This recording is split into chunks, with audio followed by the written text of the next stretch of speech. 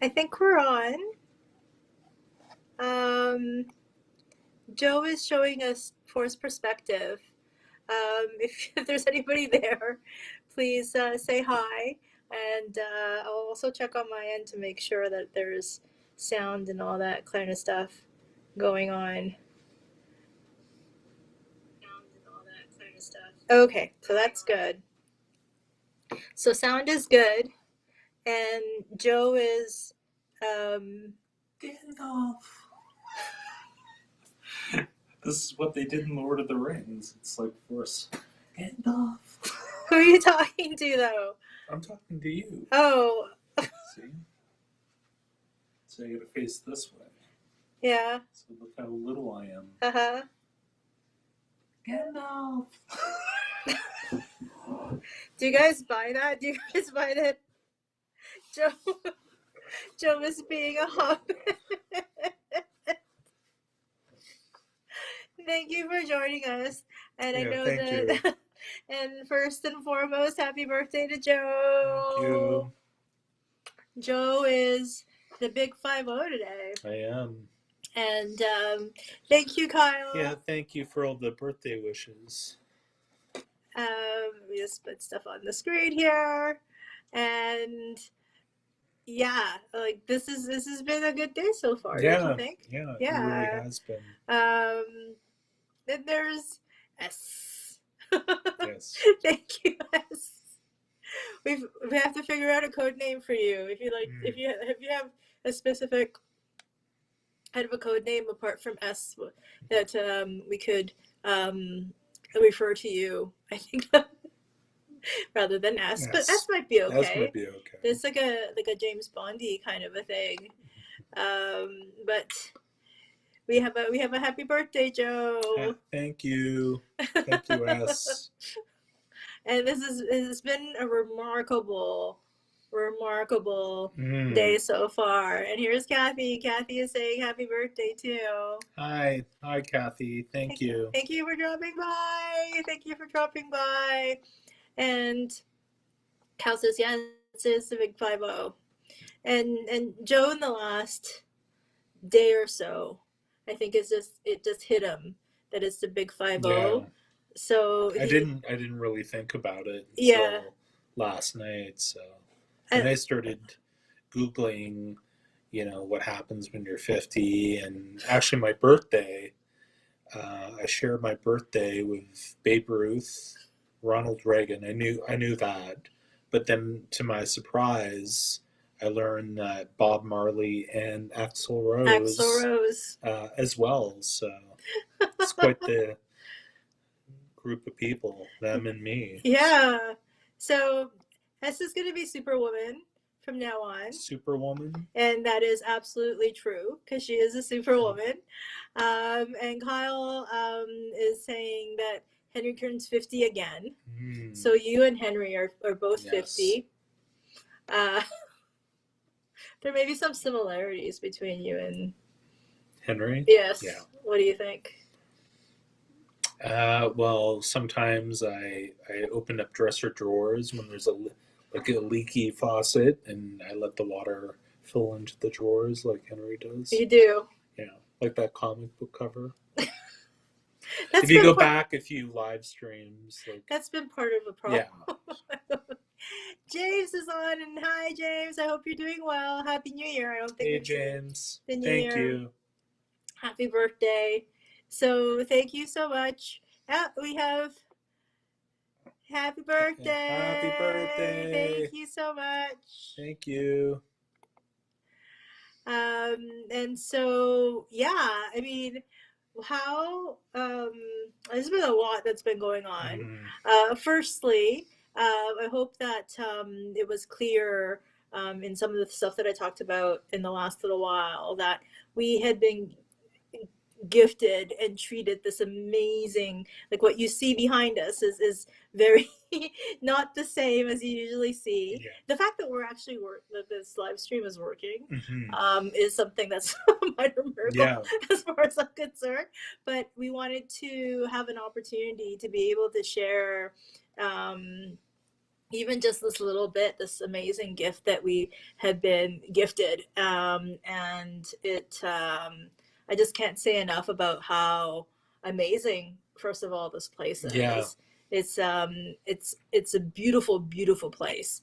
And on top of that, the place itself, the inn itself is a beautiful place, but this room, or really this house, that like we were like literally in a cottage this evening, and it is really remarkable. It's called the James Ross House. It's a house. It's a literal house that we're in for the evening. This is the inn. It used to be an old mill, but they converted it to a restaurant, hotel, and spa, which I think is like up here. Yeah. And the house is just off to the side, so we have it all to ourselves. Yeah, so the house is where I guess the owner, James Ross, used to live, or other people were also have an opportunity to stay. And for special occasions, special people, and tonight we're the special ones, and I'm just. I mean, I just don't even know what to say. And it's called Elora Mill. Am I saying that right? Elora?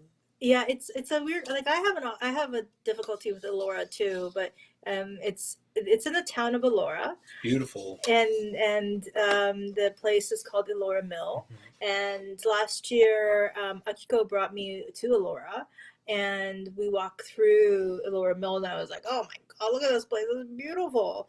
And lo and behold, a year later, here we are, like staying here. Like I mean, couldn't in my wildest dreams like think that this this treat would be possible. So the fact that remarkably generous gift by a kindred spirit and a very, very dear friend, I am just so grateful, and to be able to celebrate Joe's birthday in this really special way. Mm-hmm. And also that we didn't get to celebrate our anniversary really.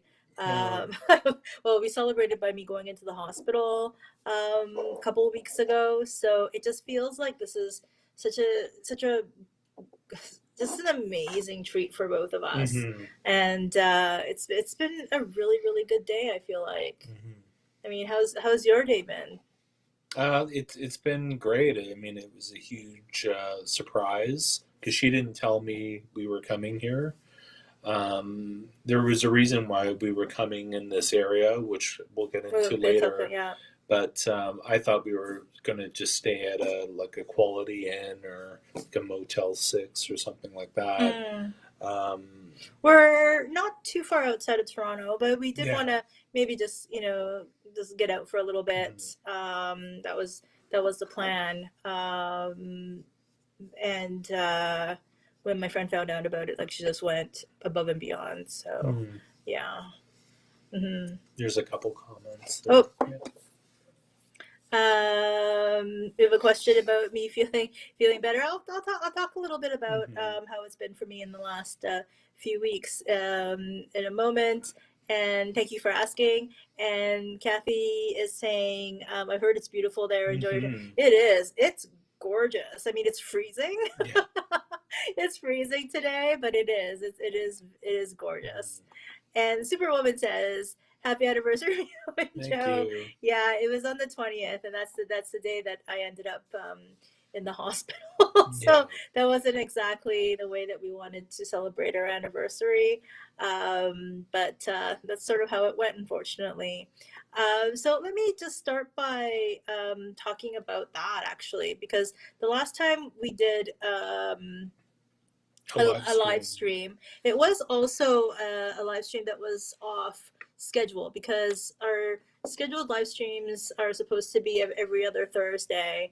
I can't even remember which other Thursday it is at this point, but I had missed it because I hadn't been feeling well.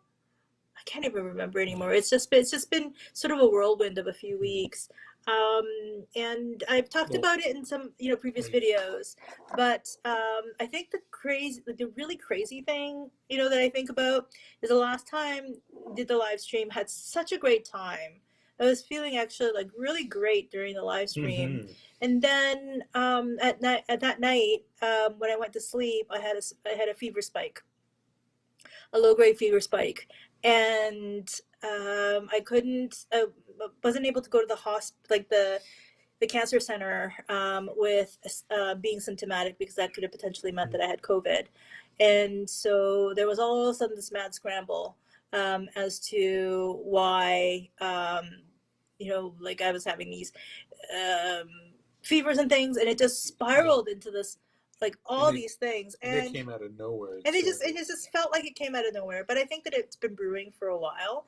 But what we thought was just a little thing ended up sort of like snowballing into a crazy thing where, on Monday when we did that live stream, I was just feeling great. And it's like, oh, like I've turned a corner, and it's, I'm going to have chemo at the end of the week after a little bit of a break and all this kind of stuff, to, oh, I'm in the hospital for a week. And I went to emergency on Tuesday, was called back to the hospital on Thursday because the hospital was like, you have like a blood infection and you need to come in because this could be really, really bad. As soon as possible. Like, at first you thought maybe there was a chance it might be COVID or something. So I took you to the emergency room, and you had to sit there for like 6 hours to get like 2 COVID tests. Yeah. And it wasn't COVID. But they took a bunch of blood tests, and that's where they found out that they took they took some cultures, and they found out that I had, when everybody else in the world is like COVID, I ended up having E. coli. Yeah. So, and based on that, I was admitted into the hospital, and I was there for a week. And I mean, the last few videos, that's what I talk about. So if you want to go back and see, like, how I fared, all that, you can. But the thing that really blows my mind, honestly, was how that Monday we had the live stream. We're talking about, I'm asking people, like, what should we do for our anniversary? Totally thinking that that's what we were gonna do. And then the next thing I was in the hospital for a week. And the week after that, like, coming home has been pretty rough. And I'll be honest, as of like 4 days ago, I didn't know if this would have been possible for me, actually, to be out and about in the way that I am today. I feel good today. I feel really, really good today. And even yesterday I wasn't feeling that great. So I am so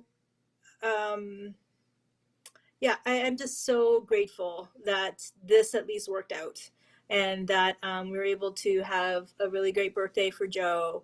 And we'll talk about like what were some of the other things that we're doing for him. But the fact that we're able to do this together, and just even like thinking about like what the last couple of weeks have been like, like pretty, just really grateful, just really, really insanely grateful. But we have some comments. Kyle says, I share a birthday with Mickey Mouse, Dante Bichette, Alan Moore, Kurt Hammett, Owen Wilson, and David Ortiz. Wow. David Ortiz, who of course has got into the Hall of Fame, the only person who was inducted into the Hall of Fame this time around. But that's a pretty cool list of people. I think the only person that I share a birthday with that I know of is Susan Sarandon, and Janis Joplin died a year before I was born on my birthday. AJ Armour says, happy birthday! Thank you. And Kyle says, Dark Reaper is a junior rock star of the family. And he talked that it is Lewis that's Right. there. And Karma says, "Yes, you look good, Mio. Thank you so much, Karma. I also saw something way back. I just wanted to. I think this is a happy birthday for you." Oh, thank you, Karma. Yeah. So that was the quick part of it. The fact that the last time that we had we had a live stream, it seemed like it's like, oh, we're gonna be, like we're gonna be celebrating our anniversary in a couple of days, and the next thing you know, life throws us the situation that it did. Yeah. But we're here, and we are again like so remarkably grateful for being here. We're not going to stay on as long as we generally do, just because we're away, and we just want to be able to enjoy the these wonderful accommodations that we have. And yeah, so we talked about being in Elora Mills, and oh, my phone's doing some weird stuff. And this room, and I don't know if this is true of all the different rooms, but we had some stuff come. Well, firstly, our lovely hostess gave us left us a charcuterie, or ordered us a charcuterie plate, so I know that that's not like a standard thing that comes, and so that's been really really nice. Thank you. And yeah, we've been snacking on it, and like really delicious stuff. But I think over and above that, now I want to no, I'm not going to say it right now. There's like stuff in the fridge that's apparently complimentary. So there's like some, well, still in sparkling water, some pop. There's also Ray Woody's Craft Chippery, which is, I guess, a local chip place. So we've already opened it up. Joe's more of a chip person than I am. Yeah, they're really good. So this is sea salt flavor. Small place, big taste. Oh, they're good. They're really light.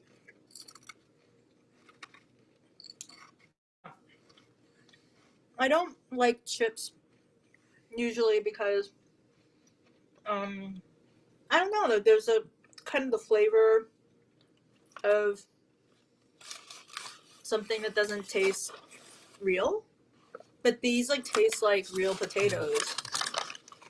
These are good though. Yeah, excellent. You came with the room alongside some drinks.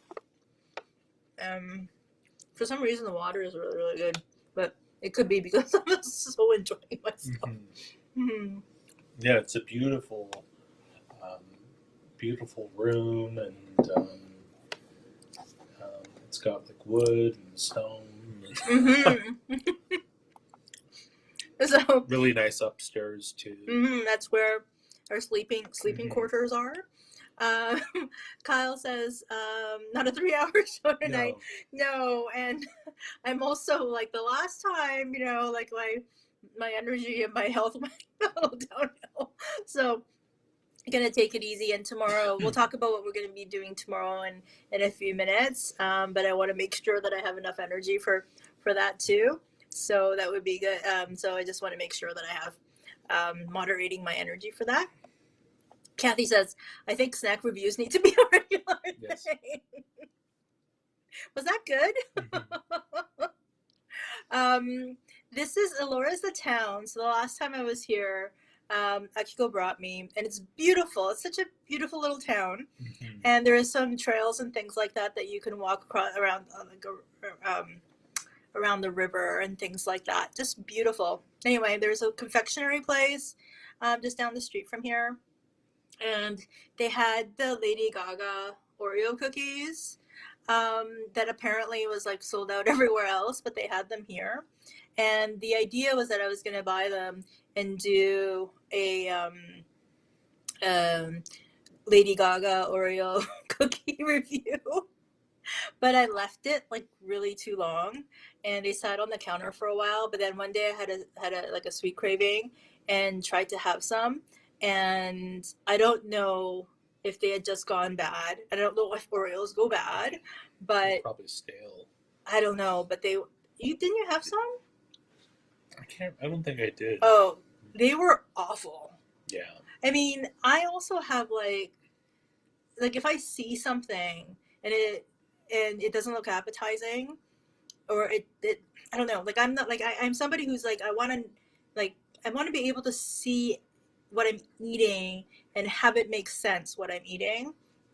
And the Lady Gaga Oreo cookies were kind of like multicolored, and I didn't know what and they look fun, but for whatever reason, they tasted like pains.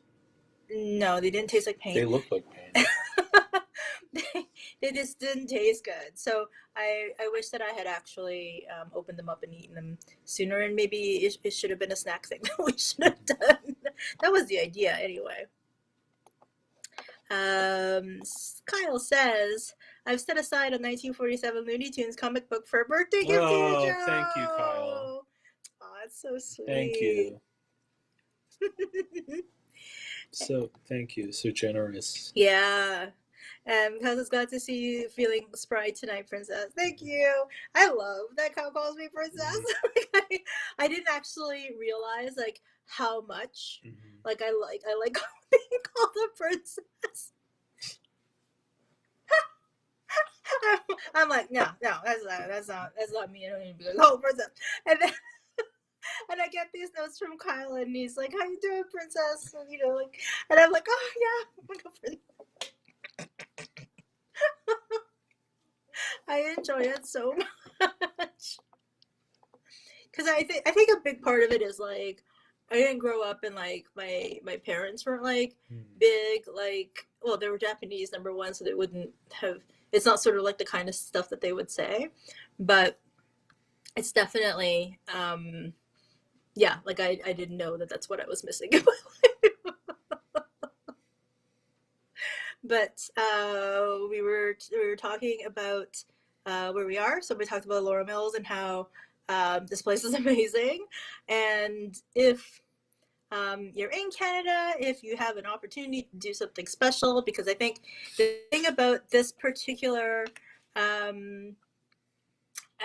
space that we're in tonight is I think they usually reserve for wedding parties and things like that. I could totally see that this would be a perfect place for that because I think there's a wedding venue and things like that across the way too. So beautiful. Just it's been absolutely beautiful. We have a haha. And and Kyle says the giggle princess rules. So Princess Mew is catchy. It's so funny. I love it. And a belated happy anniversary trip as well. It definitely is, and it's. I mean, it's been everything. Today's been great. Today's been great. So it's been a lot of fun. Yeah. So I did make a couple of notes just so that we're not just totally just rambling. But so if people have an opportunity to come to Laura Mills to visit Elora, first of all, we talked about this place, which is amazing. But if you like fish and chips, there's this place called Fishies. I didn't have an opportunity to eat it this time around. It's called Fishies, and it's just up the street from Laura Mills. And I'm sure that doesn't give you any kind of like geographical guidance whatsoever, but it is just up the street from here. It's in a little strip mall, and and it's this little place, and this woman, she's like frying up all this stuff. It's a fish and chips place. They have honestly the best fish sandwich I have ever had in my entire life. The last time I was here with Akiko, so this was a year ago, I had this fish sandwich, and I cannot stop thinking about this fish sandwich. And they have apple fritters. These apple fritters are amazing. And today when we drove, because there's also a convenience store next door, they now have pineapple fritters. So if you're ever in Elora, there's a lot of other things to distract you. There's a bunch of pubs, there's a beautiful river, there's Elora Mills, all these things. But fishies. You have to go to fishies. And because their fish sandwich and those apple fritters, and I'm sure those pineapple fritters, I have no doubt in my mind that they will blow your mind. It's so good. Sorry about the rant about that. Kathy says probably not appropriate now, but I think there's a gorge that's supposed to be spectacular. I think so too, although I don't know. I don't exactly know what a gorge is. Kathy could tell us. I'm not sure. Well, it's like a not a cliff, but like two cliffs, right? Like with okay, someone could tell us if it's two cliffs. Two cliffs with water running through it. It's a gorge. It could be. I have no idea. You know, there's a cliff and another cliff and water running through it. You know, and animals are jumping around. You know, and stuff. I don't know what you're culturally appropriating, but something. I don't know what it is, but it's animals running around a gorge. Come on.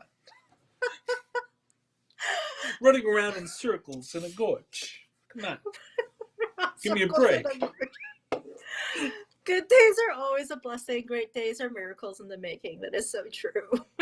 And Cal, I gotta tell you, this past month, and especially after like a week after getting out of the hospital, I was like, okay, maybe this is it. Like maybe this is where it's gonna be. Like I'm going to just be at this kind of crappy level from now on.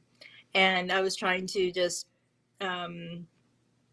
mentally and psychically and emotionally try to just be good and be present with the fact that it's like, okay, like this is sort of going to be my level, or that's how I'm going to be from now on. But I'm very blessed, and I feel like really good that like there's still this part of me that I can still experience. So Kathy's saying that she loves this food tour. She says, Joe's got it. I got it. Oh, it's a gorge. Come on. Oh no. An Elora Gorge Conservation Area. Joe wins. Okay, can we talk about that, like, just a horrendous accent for a second? Oh, it's Denise. Hi, Denise. Just going to bed. Had to say hello and happy birthday to Joe. Thank you so much for stopping in. Thank you, Denise. Thank you so much. And good night. I hope you sleep well. And we have some claps. So we went to Las Vegas. This is years ago. Mm-hmm. Probably the first or the second time we went to Las Vegas. It might have been the first. It might have been the first time. And one of the things about Las Vegas, which is really amazing, of course, is the buffets. Like, I'm all about the food. And there used to be a all-you-can-eat seafood buffet at the Venetian. They no longer have it. They haven't had it for a very, very long time. Mm-hmm. And I don't think it was actually a very popular one. Not too many people actually knew about it. But it was in like a mall, and you had to go. Yeah, it was in the Venetian. Yeah, but you had to go upstairs, and it was kind of tucked away a little bit. Yeah, like it wasn't easy to find, and it was also just not written up about as much as some of the other buffets. But we went. It's like it was an Italian style seafood buffet of all things. Right. I can't remember the name of the place, but there wasn't a lot of customers in there. There weren't a lot of customers. There was all the seafood. It was incredible. Like, you walk in and there was like this table, and it's like full of all these different kinds of seafood, and we're like, okay, we're in the right place for a seafood buffet. So that was pretty cool. And then we're sat down, and there's like two other tables, and it had so many seafood. It was insane. And so there's a bunch of people who are working there, just kind of like milling around and stuff like that. And so at one point we had the server come by, and I guess along with the buffet, there was you can either have mimosas or bellinis, or just like regular straight up proseccos. And so we were both having bellinis. So it was like a prosecco with peach juice. And first we had this like older server who, and they keep just bringing you drinks. Like they don't have anything else to do. So they just kept on. There was maybe four people in the whole restaurant. Yeah, and like and 10 servers or something like that. And they just kept on refilling and refilling and refilling. And so and then I guess at some point but we're eating all the seafood and we're having a good time and all this. And then all of a sudden our original server, I guess, like his shift was up and this young guy shows up. And he literally was somebody out of Saturday Night Fever. Yeah, he was like a young John Travolta. He was bald. He was not. Yeah, he was bald, but he But he literally talked. Yeah, like the guy from New Jersey. Yeah, like he was. I think he was from New Jersey. Yeah, I think he was from New Jersey. So but he was like, you call this a Bellini? And he was like, a Bellini? That's not a Bellini. He's like, that's not a Bellini. And he kept on like pouring all these Bellinis and oh my god, it was hilarious. And he's like, hey, if the food sucked, I'd tell you. And then he was like, he told a story about what was that story? Oh my god, he's like, he was talking about there was some old guy who he overcharged him or something like that by accident. He overcharged an older customer by accident. Yeah, and the guy like kind of tore a piece out of him, saying, "Hey, what are you doing? You're charging me for a Rolls Royce when it's a Pinto or something like that." Like it's just funny how he told the story. Yeah. He's like, "Oh my god, I'll never do it again." And then he was totally like, "Oh my god, oh my He's god." Like, "Oh my god, that's not a Bellini." So this really horrendous thing, like this imitation that we do, and sometimes I don't actually do it as much as it's mostly Joe, but it's really is born out of this experience. Yeah, because it was hilarious. It was something out of a movie. Yeah, like it wasn't even something we were like, is this really happening? Yeah.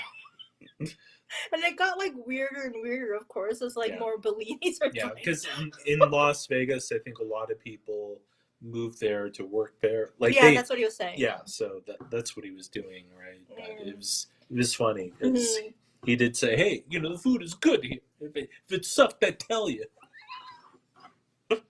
It was just like kind of, and then Kathy goes, "No, it's Vinny." He was wholly a Vinny. Yeah, I think he might have been actually a Vinny, maybe. But it was like something completely out of a movie. And there's a part of me that's like, he must have been doing it on purpose. Like, how can it be that? No, I think he was just, like that. Oh, it was hilarious, though. I mean, I have a cat on me, says Kathy. Cats always get in the way of being able to be articulate.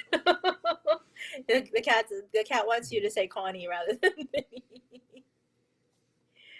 We have Eggs saying hello. Hello, Eggs. Thank you for dropping by. Eggs. So that is the background. I don't know if it makes any difference to anybody of that.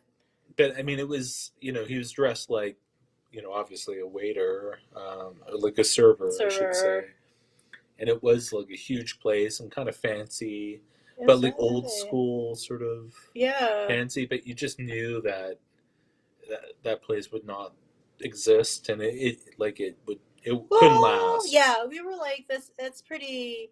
Yeah, there was very few people here, and it's unfortunate because it was a really good experience. Mm-hmm. It was really good food and a great story. And a great story. Egg says happy birthday. Thank you, Eggs. Carver says those days are gone. Yeah. I think, Las Vegas is definitely a much different animal than it was even back then. Like, that would have been probably 2008, 2009, something like that. So it was but, I mean, it's still left us with this story. So we're grateful for that. But we totally took a detour. But the thing that I wanted to talk about was what we're actually doing in these parts, which is close to Kitchener, Waterloo, in Ontario. We have we have a good story. It was a pretty hilarious time.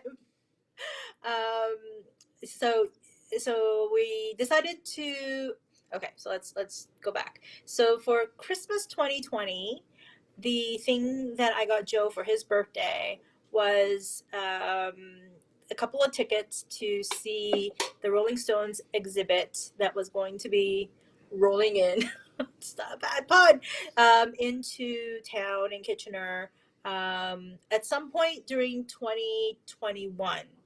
And it was going to be later on in 2021. And I mean, 2020, when you think about like 2020 Christmas, like it was just only a year ago, but like we were all kind of like, what are we going to be able to do in the next few months and stuff like that. But the fact that they had this exhibit coming, it was also pretty fresh off of my diagnosis.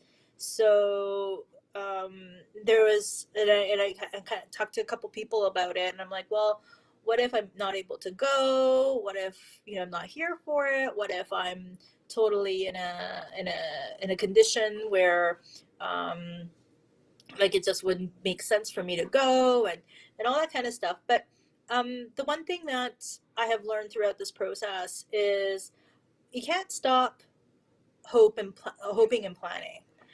If it happens, it happens. Fantastic. If it doesn't, it doesn't. And that's the way it is. But rather than just to be just constantly like, oh, I can't do this, I can't do this, I can't do this, that it's better to be able to say, okay, well, this is what I would like to do. And so I know that Joe loves the Rolling Stones. So I decided to get him a couple of tickets for us to go see. Well, hopefully for me to be able to also go with him to see this Rolling Stones exhibit, which incidentally, like we actually saw a Stones exhibit in Las Vegas too. It was called something else. So we're wondering if this is going to be like a similar exhibit or if it's the same one or whatever it is. But either way, it's something that we're really looking forward to. And I guess they added, so that's what we're going to be doing tomorrow. So that's the museum. It's called the Unzipped exhibit at the museum in Kitchener. But because of what's been going on here, like COVID wise, things have been rescheduled like a ton of times. So this actually is like the third or fourth time that we've rescheduled to come and see this thing. It just turned out, and it's going to be finishing in the next few weeks, I think.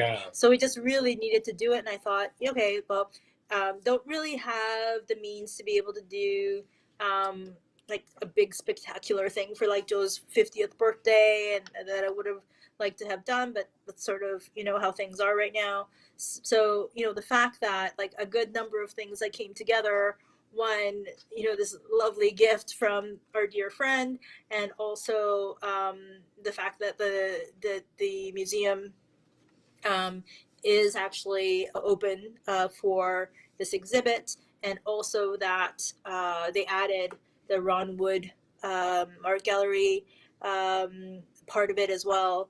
That turns out. So I bought the museum unzipped tickets for a Monday to Thursday visit. And then when we found out that Ron Wood was going to have his artwork here, bought tickets for those as well. but it turned out that they're only open from Wednesday to Sunday. So we went to that gallery today. So early this morning, went to the gallery. Had I'll let Joe talk about his experience. Yeah, so it was cool. You know, I knew Ron Wood. He's the guitarist for the Rolling Stones. So he been in the band since 1976. He replaced Mick Taylor, but uh, like a lot of British rockers of that time, like John Lennon and um, Eric Clapton, a whole bunch of those other uh, British rock stars, they all went to art school. So he is pretty active doing his art, and yeah, so they had this show of his paintings and so forth. So yeah, it was kind of cool to go in and see. And it was a little show, but yeah, it wasn't huge. It wasn't huge, but there was, you know, a lot of pieces there. And they gave us. I took a few photos. I should have, but this is it. It's actually free. Yeah, we paid for it. We paid for it before, but it's actually free. So they gave us a credit toward purchasing some merchandise. Mm-hmm. Mm-hmm. So there's like illustrations of him and the band, a bunch of those. Some of them are very abstract. And then he did some landscapes and some other stuff too. And they're all very recent. Like they're all like, you know, 2020, 2021. So it seems like something he constantly does. And or he did during lockdown. Yeah, during lockdown. So yeah, I mean, I would say there's 25 or 30 pieces there, maybe more. His work. Yeah. Actually, I got video of the entire exhibit because we were the only ones there. Yeah. And they were playing Rolling Stones music. Yeah, so hopefully I won't get copyrighted. But it was pretty quiet. It wasn't very loud. So I'm actually going to be posting that as a separate video of his artwork, and hopefully I wasn't going through it too quickly or anything like that. But it was very interesting. I'm not a huge Rolling Stones fan, and that's the sign outside, the sandwich board sign. But yeah, he that's us inside. One of the paintings there. I'll just try to find. Like this one was. Oh, I can't turn it. Gosh, can you see this? I don't know. It might be too small. Oh. Yeah, so it's like stuff like that, and you know, he does some other abstract sort of stuff. There's like Keith Richards and Charlie Watts. So yeah, it was a cool show. Oh, this one I liked a lot. This is like off the cover of Voodoo Lounge, but I guess he did like a bit of a. It's an album the Stones did. There's another version of it. So there was some cool stuff there if you're into art or the Rolling Stones. Yeah. And again, like if you happen to have access to this, and I think it's again like only for another few weeks, but they decided to have it open as a free exhibit. So. Yeah, and there are actually prints that are signed by him there. They're pretty expensive, like they're a few grand, or some of them are framed. Oh yeah. There were some prints, because the other thing that's cool, and there's a video of that, I guess whenever they play a concert, he does the set list of each city. So I guess it gets taped onto the bottom of the stage. So he actually does a little bit of artwork on top and different lettering. So, you know, he'll go, you know, song A, you know, tumbling dice, or, you know, song like in different colors and stuff. So it's very artistic. And they actually have prints of that that are for sale They weren't too bad. I think they're actually pretty nice. Yeah, you they're, can yeah, get about them framed $300 and or stuff like that. out of the frame. Yeah, yeah. So yeah, it's kind of a cool thing to hang on the wall. Yeah. Like all the different cities. Yeah. It was like Mexico City. Yeah. Here's the set list, or Los Angeles or whatever, right? Yeah. So. And the other thing I thought was really cool is for this particular exhibit, they have all the ticket stubs. Yeah. What am I doing? They gave us this bag for free, actually. Apparently, like we had to spend $100, but yeah. They gave So it this to us. is all like ticket stubs and passes From Canada. From though. Canada. They're Canadian shows. Yeah. And you know what's funny? This one here, I still have it somewhere. This is the first time I saw the Rolling Stones. So I believe it was. Let's see if I can get this in. It was like C&E Stadium, 1989. They did 2 shows. I saw both of them, so I would have been at this one, or I think it was September 3rd, 4th. So this was when they were touring around with Steel Wheels. And then this one up here, we actually saw it. Yeah, you and I. Yeah, Mio and I saw this one. And that was from A Bigger Bang, so that's like 2005. So, and these are some other shows too. But it's cool they did this, that it's all Canadian, and it's a nice bag. Mm-hmm. And why don't we just do a quick show and tell? So Joe got, whoa. Nope, I got it. Joe got this hat. Mm-hmm. And these hats were... These hats, and this design. This design black were and white. The black and white tongue logo. They did this for a limited time, and it was a tribute to Charlie Watts, the Stones drummer who passed away a few months ago. And the cool thing about this hat, it actually says Charlie Watts, 1941 to 2021.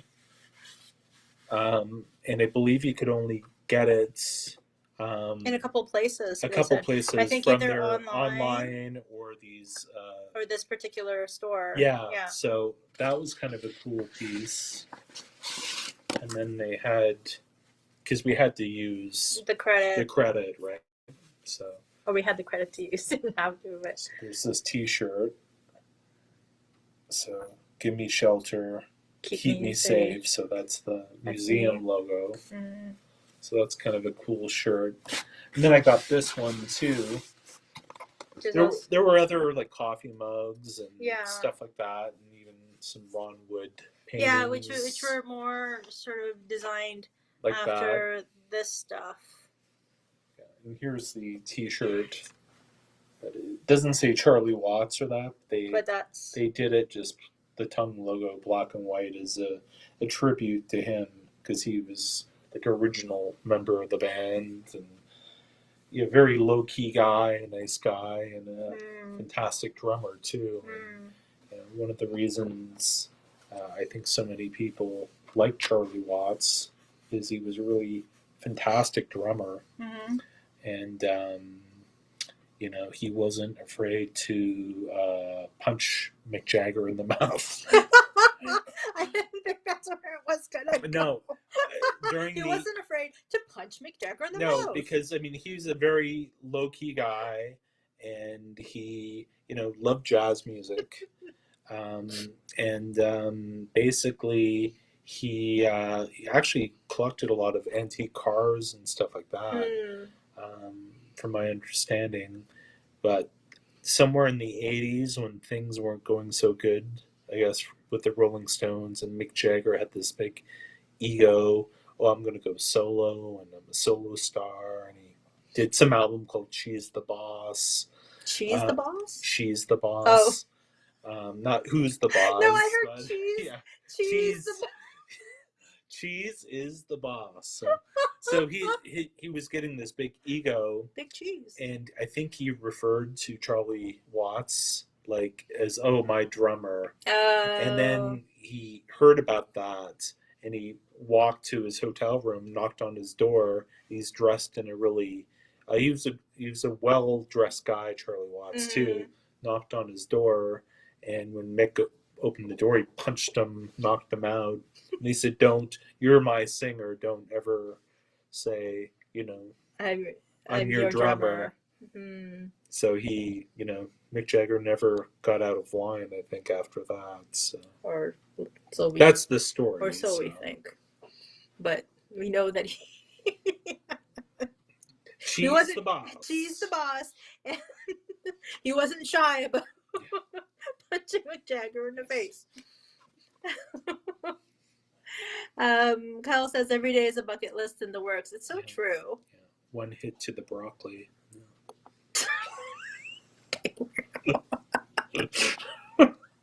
We got the gift of getting to spend some quality time with Joe on his birthday, and for him to tell you about the big cheese. No, cheese all right. No, cheese all right. No, what's the name of the album? The Mick Jagger album. She's the boss. She's the boss. She's the boss, but cheese, not cheese. Okay. And Kyle also says abstract rock and roll. Thank you for sharing your experience of the exhibit, A Piece of Rock History. Mm-hmm. Yeah, it was really cool. You'll see the video. Yeah, and hopefully tomorrow when we go through the exhibit proper, that's going to be cool, I think, too, because you get to see their guitars and outfits and lyrics, if it's the same thing. Mm-hmm. Yeah, but I think that we know that they have the recreation of that flat. Yeah. That they all bunked in, lived in, they hunkered down in, they squatted in. Yeah, I believe it's called Edith Grove, mm-hmm. where they shared a flat. It was a total dump, but this is before they got famous, and they were just doing blues covers and playing small clubs and stuff like that. Yeah. There were cigarette butts all over the place and dirty and dishes. If we can get video for it, you will see it. Happy you were able to go. Karma says, happy you were able to go, and then getting all the extras for another gift. Yeah, mm-hmm. Absolutely. These are, we figured it doesn't come along. Well, first of all, the Stones exhibit doesn't come around very often, and Joe's 50th birthday doesn't come around very often. Right. So we figured that we had the credits and spurge a little bit to get this extra stuff. So Kathy was saying that's so cool, and we have a from that. And Karma says I saw them a few times back in the day. They do put on a show. I've seen them 4 times. Yeah, that's a few times too. Yeah, 2 times in '89, once in '94 for Voodoo Lounge, and once Beview, Bigger Bang. Yeah. Was that bigger? A friend of mine saw them recently because, in the States, they were touring. And it's funny because he really loved the show. He saw them in Nashville. They weren't allowed to come to Canada, but he said they sounded great. I didn't go to SARS Fest. No, people who went to SARS Fest. It's anyway. She's the boss. See, that's funny. Some girls. Mm-hmm. Yeah, it's a great album. That was probably a tour, no? Yeah, my sister saw that tour in 1978, and she would have been 18, I believe, or 17 or something like that. Mm-hmm. And they weren't allowed to come to Canada because of Keith Richards' bust at the time. Mm-hmm. Heroin bust, or was it cocaine or heroin he got busted for? So she actually had to go to Buffalo, and she said it was on the 4th of July, and it was such a rowdy concert, and people were shooting off fireworks, and some girl got hit in the head with a glass beer bottle. So she couldn't. And her friend wanted to go closer to the stage because I guess back then, like you just would push your way as close as possible. Like it was just that was even like true. Like until like when I used to go to concerts. Yeah. So, but she was like frightened. She was just like, no way, like because there's fireworks and bottles flying around and very rowdy crowd and stuff. So I actually have a DVD of a Blu-ray of that tour, anyways, but I haven't watched it yet. So it might be interesting to see. Hell says, "I'm not waiting on a lady. I'm just waiting on my friends. You too." Yeah. Yeah. You can actually go to that building in New York City where they shot that video, "Waiting on a Friend." The beginning of it, Mick Jagger's in that doorway, and Keith Richards comes along, and they're sitting on the steps. That's actually the same building they shot Led Zeppelin "Physical Graffiti," the album cover. It's the exact same building, and it's still there. So. Karma is saying, also saw them at the LA Coliseum in 1981. Oh, Prince wow. was booed off the stage. Yeah, I read about that. Google if you're interested. We witnessed people throwing trash at him. Why was he booed? Because he probably came out in high heels and his 1981. Yeah, so this is way before I guess so, Purple Rain. I mean, but because of how he looked. Yeah, because I guess he. You would think in LA though, there's a lot of like very style, crazy looking people in LA that they wouldn't be kind of all that spooked by a Prince. Yeah, but I think that didn't go well for him. And I don't know if Prince have like a big hit in 1981. Maybe 1999. Carol would have a better explanation as to why Prince got booed off the stage, because I was the only thing that I could think of, or the thing that I connected that to was talked about like SARS festival or something like that. Justin Timberlake opened for Rolling Stone before he was just coming out of NSYNC, so people were like, "What's he doing here?" And he totally got booed off the stage. But I mean, Justin Timberlake and Prince are very different stories. So. Well, I mean, I think for an audience, like when you're if you go to an AC/DC concert, and I don't know who's a good example. Someone comes out, I don't know. I mean, like Ed Sheeran or someone like that. I mean, you'd be like, what the hell is this? So, yeah, I don't know. No one had heard much about him. There were a lot of bikers there to see the stuff. Oh, that's probably why. Okay. That makes sense. I could see how bikers and sort of like a Prince situation might have a little bit of it's funny. tension.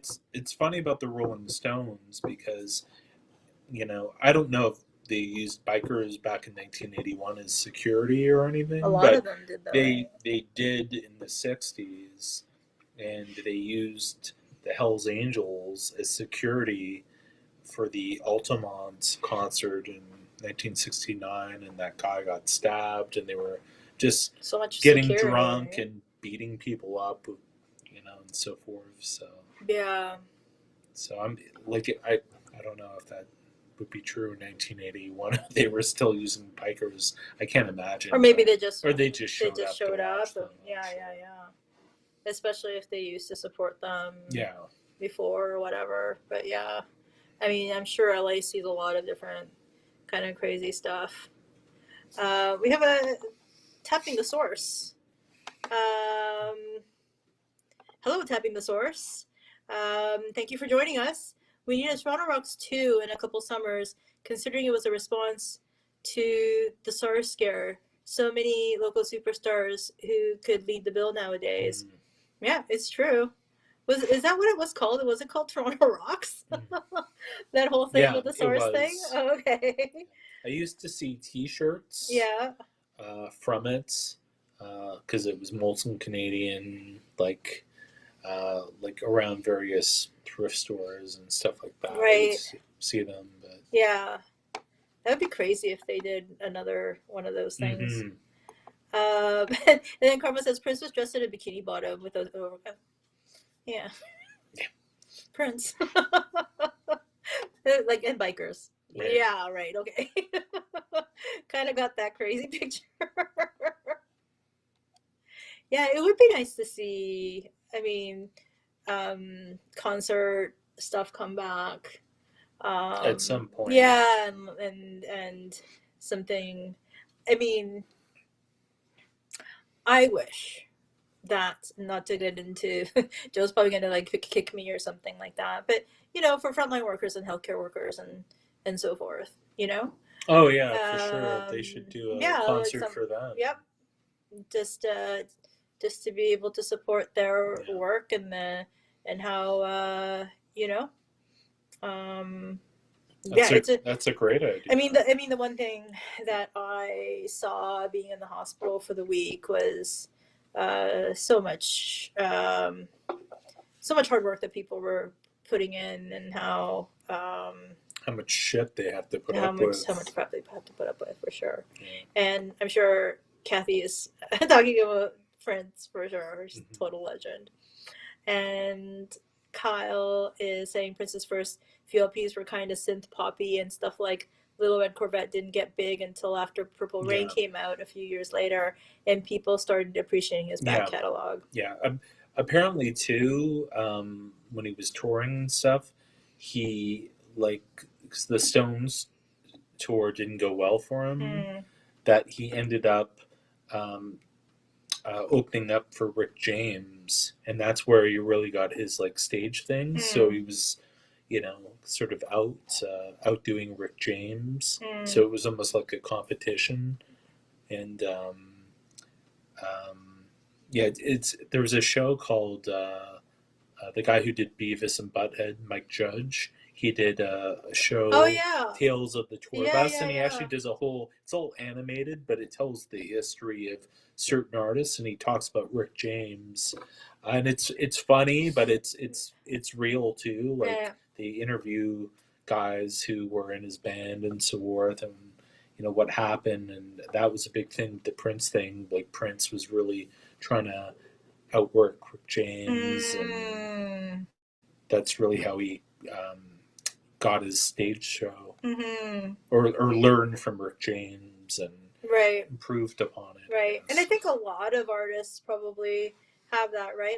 Feel like they have contemporaries that they carefully contemporaries and maybe even friends who see what each other is doing. And I mean, you hear that with the Stones and the Beatles and Beach Boys and but Tapping the Source says, I saw the Stones at the Dome on their Bigger Bang tour. Yeah, that's the show. Is that we saw? Yeah.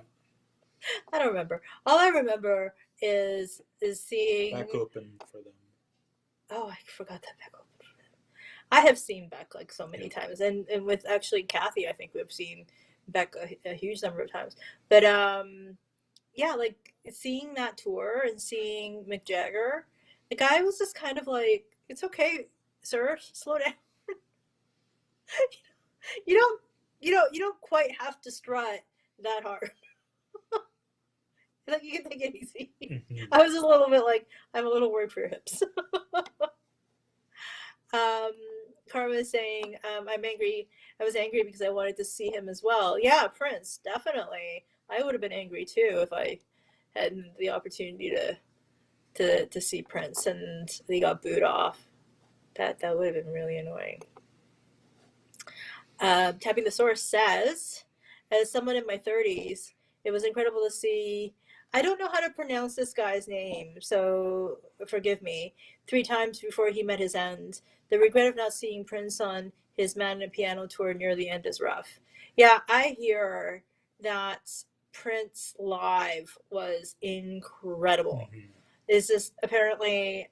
All you have to do is watch the concert for George Harrison. This Prince comes out and does a guitar solo, just like the guy could play like crazy guitar, like, and just like wails and just like walked off the stage through the guitar. But there are musicians. My understanding is that there are musicians who study video recordings of Prince, just to because of how amazing he was. Maybe just not his performance, but his playing as well. So yeah, I don't. Yeah, I would imagine it would have been amazing to see him live. Beck was incredible when he was playing the glasses of water water on stage. I don't remember that, but maybe he did. Huh. Was that during Bigger Bang? Yeah, I think so. Huh. We were up in like the stand, so we probably couldn't see. But not too bad. Maybe. Or maybe he did it like on a different night or something. I don't know. So it might have been 2 nights or something. We were in the 200s. We would have been able to. They probably would have had a screen up for it. Anyway, Beck is incredible. Beck is still incredible, which is really like pretty incredible. Kyle says, would have loved to have seen the tour that kicked off Living Colour's introduction with them opening for the Stones, but alas, I was deployed. Yeah, you were just talking about that. Yeah. Was deployed elsewhere around the world as Marine at the time. We actually just heard what's the song the Living Colour had one Cult of Personality, or Personalities. On the radio. Not sure which, but it was on. It was on yeah, Q107. yeah, and just hadn't heard it in a super long time. And I don't think I've ever heard it on Q107 before. Yeah, so. Well, I'm not a big Q listener, right. So I don't know, but I haven't heard that song in a really long time. So it was really cool to hear, and I remember us talking about that. Whatever happened to them. Yeah, and to think I can't even imagine what amazing musicians they probably are. And combining like a sort of heavy metal, hard rock, and funk together. Yeah, just incredible. And it's too bad that they didn't have more I guess commercial success than they did. Avicii, is that right? Avicii. Yeah, it is a sad story about him. Playing the rims of the glass to make noise. I was in the last row of the dome, so he was able to see it. Last row. The last row of the dome in the 500s, if that's what you're talking about, like, that's good on you that you were able to even hear anything up there. Yeah. Because the dome. Awful sound. Yeah, like, especially back then, like, the sound would just get sucked up into the dome, and you wouldn't really be able to hear anything. It's a lot better acoustically in the dome now than it used to be, but yeah, back then I'm glad. I'm like surprised. Hopefully you were able to hear the concert, but it was a loud concert. So Kyle said, I had booked some small acts at an intimate club here in Indianapolis called Birdies, where Prince announced an after-show party there after 20,000 seat show. Amazing to see. He showed up. Oh my goodness. So you were so you were there at the same time that Prince did a small club. Holy mackerel. Church the cover that went to local charity and played blowout gig for hours to no more than 3. Oh my gosh. Holy mackerel. Crazy. Wow, that must have been amazing. Holy cow. You have had so many insane experiences. It's again at least like a couple of times do I get my mind completely blown. Yes, and Karma, who, could only see the like who saw Prince getting booed off the stage at the Stones concert probably would have loved to have seen that. My goodness. I don't know what Joe's doing back there. I'm trying to do force perspective. Oh, he's a hobbit. And I'm apparently Gandalf. Gandalf. Just, I can sit on, see, can I stand on your shoulder? It's not going to work. No, you'd have to go way back to stand on my shoulder. Too small though. You could sort of be seen. I don't know. I don't think it's working. It was working better before. No, I don't think it was working good either. Kyle's saying just a lot of right place, right time stuff. Yeah, you just kind of like slough it off like, oh yeah, right place, right time. But like how many right place, right time stuff happens to like you're, yeah, I mean, we've talked about how they can make a movie for you, like one of those, either a documentary, which people like no one will probably believe, but also like a Mary Poppins or something like that, where like you just, or like a Forrest Gump, but not, like not like Gump. You would know what's going on, whereas like Forrest Gump was kind of like oblivious a little bit to like what was going on. But a lot of things happened in Forrest Gump. A lot of things happened to him. He just was like, a lot of times he was just kind of like didn't realize what was going on. What do you think of Forrest Gump, like as a film? What do I think of Forrest Gump as a film? Yeah, like do you think it should have won Best Picture that year? Because a lot of people say Pulp Fiction should have won. Oh, that's which I kind of agree with, because that was such a groundbreaking, totally, like Forrest Gump was a good movie, and like a feel-good movie, I guess, and a sad movie too. But I think that Forrest Gump probably would have appealed to a larger audience than Pulp Fiction. And it was a different kind of a movie, and so was Pulp Fiction a different kind of a movie. But it's but it's very I think that I could see how Forrest Gump would have won it, because we would have had a wider appeal, or no. I understand that. Yeah. That's what a lot of people say, though. Yeah. It's funny, how you guys remember stuff. It's crazy. Oh yeah, it caused a lot of. It's hard to see. Arguments at the time. Oh, okay. There. You could look over here. Yeah, Shawshank Redemption was also nominated. I gotta watch that movie. I haven't seen it. Can you believe that he hasn't seen Shawshank Redemption? I know it's crazy. I've seen a little bit on TV, and that's it. And actually, I think we have the DVD somewhere. We do. We have the DVD. So I bought you the DVD. I do have to watch that movie. It's crazy that you haven't seen it. Sorry. So, Tapping the Sources, Shawshank Redemption was also nominated that year. Mm-hmm. I personally like Shawshank Redemption more than those other two movies. So that's crazy. That's crazy that there were a lot of movies that were nominated. I feel they don't make good movies anymore. It's over. I think it's a blanket statement. Yeah. No good movies are There's made no good here. movies anymore. Oh no. Kyle says, I've always said if I didn't have pictures, videos, and witnesses, even I wouldn't believe my life thus far. But having a 200 plus nights out per year, fun things were bound to happen.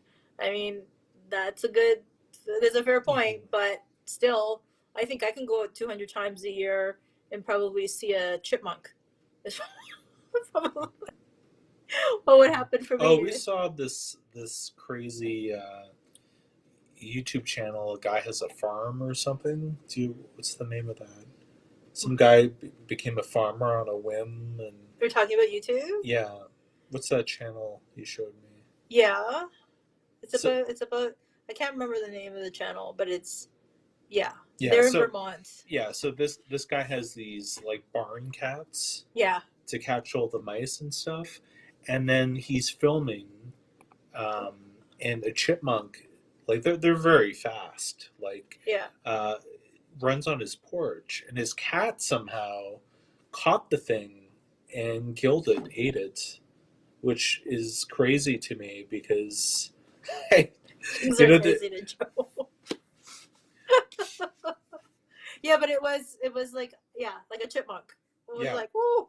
like I was This cat really just kind of blown away by that. yeah, I was like, oh my god, I can't believe that and cat actually got it yeah, and ate it. and ate it, the chipmunk. Yeah, because I always thought that cats, when they killed stuff like mice and things like that, would be like trophies and Mm-hmm. things, bring Some it of to their them, humans and yeah, stuff like that. yeah, they But leave it on the doormat. But yeah, there was that one cat that caught a this mouse is like and ate the whole thing. yeah, Oh, crazy. yeah. Joe couldn't watch that.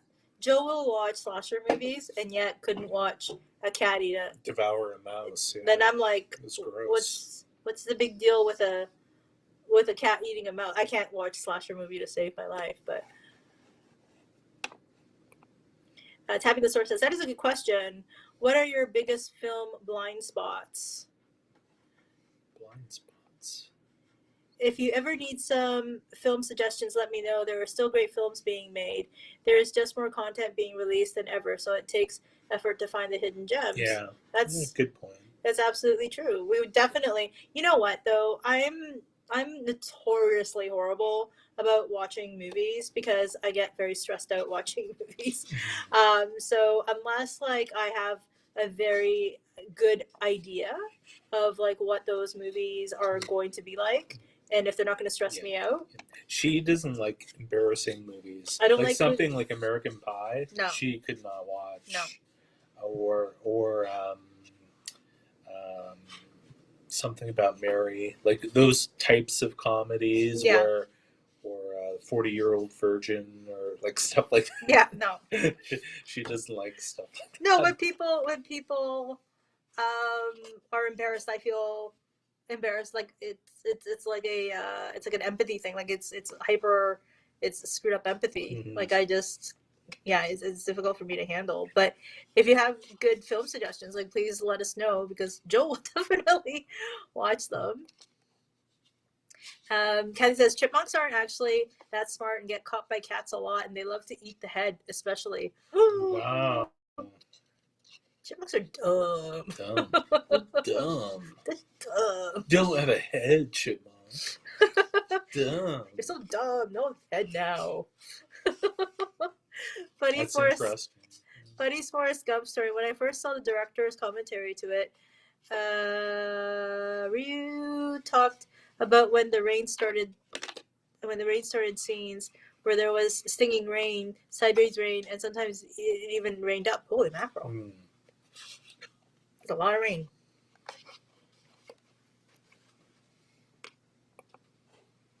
Tapping the Source. Blind spot equals famous films that most people have seen that you haven't. Yeah, that's crazy. No, I'm laughing because I'm probably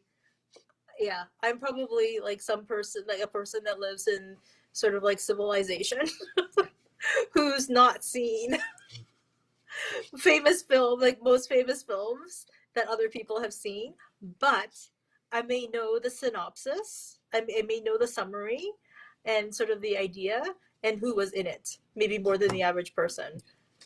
I knew somebody once who never saw Star Wars before. That's crazy. Didn't know anything about it. Mm-hmm. There's some people like that. It. Kyle says, well, that part was filmed at the USMC Jungle Patrol Survival School in the Philippines, where I go through just a few years prior. I was part of the team that put the rope line down they crossed. Oh, wow. The Philippines have been really hot, I bet you. Super duper hot. People can't believe I've never seen Hocus Pocus. I've never seen Hocus Pocus. Isn't there a second one that they're making right now? Is that like a Disney movie, Hocus Pocus? Like a live action Disney movie? Is it a Disney movie? About witches or something? I know. Excuse me. I know it was. I want to say it was Sarah Jessica Parker and Bette Midler. I don't know who the third is. Yeah. So. But yeah, they are about like three witches, right? Kyle says I laugh hysterically. No, every time I've seen the film. So Kathy, you're not alone about Hocus Pocus. Neither of us have seen Hocus Pocus. Joe hasn't seen Shawshank Redemption. Yeah, no, that's crazy. So that's a little bit of a weird one. Oh, Kathy Najimy was the third witch. There's always like the third one that I always of anything. I'm like, oh, those two, and then I can't remember the third. I don't know why. That's not true. The Three Amigos would have been Steve Martin, Martin Short, and Chevy Chase, right? Mm-hmm. I saw that like 3 times in theaters. because there were the singing bush. Because there were the three amigos. So you saw it 3 times. Yes. Once for each amigo. Mm-hmm. Yes. Yes. I can't say I've seen it more than once.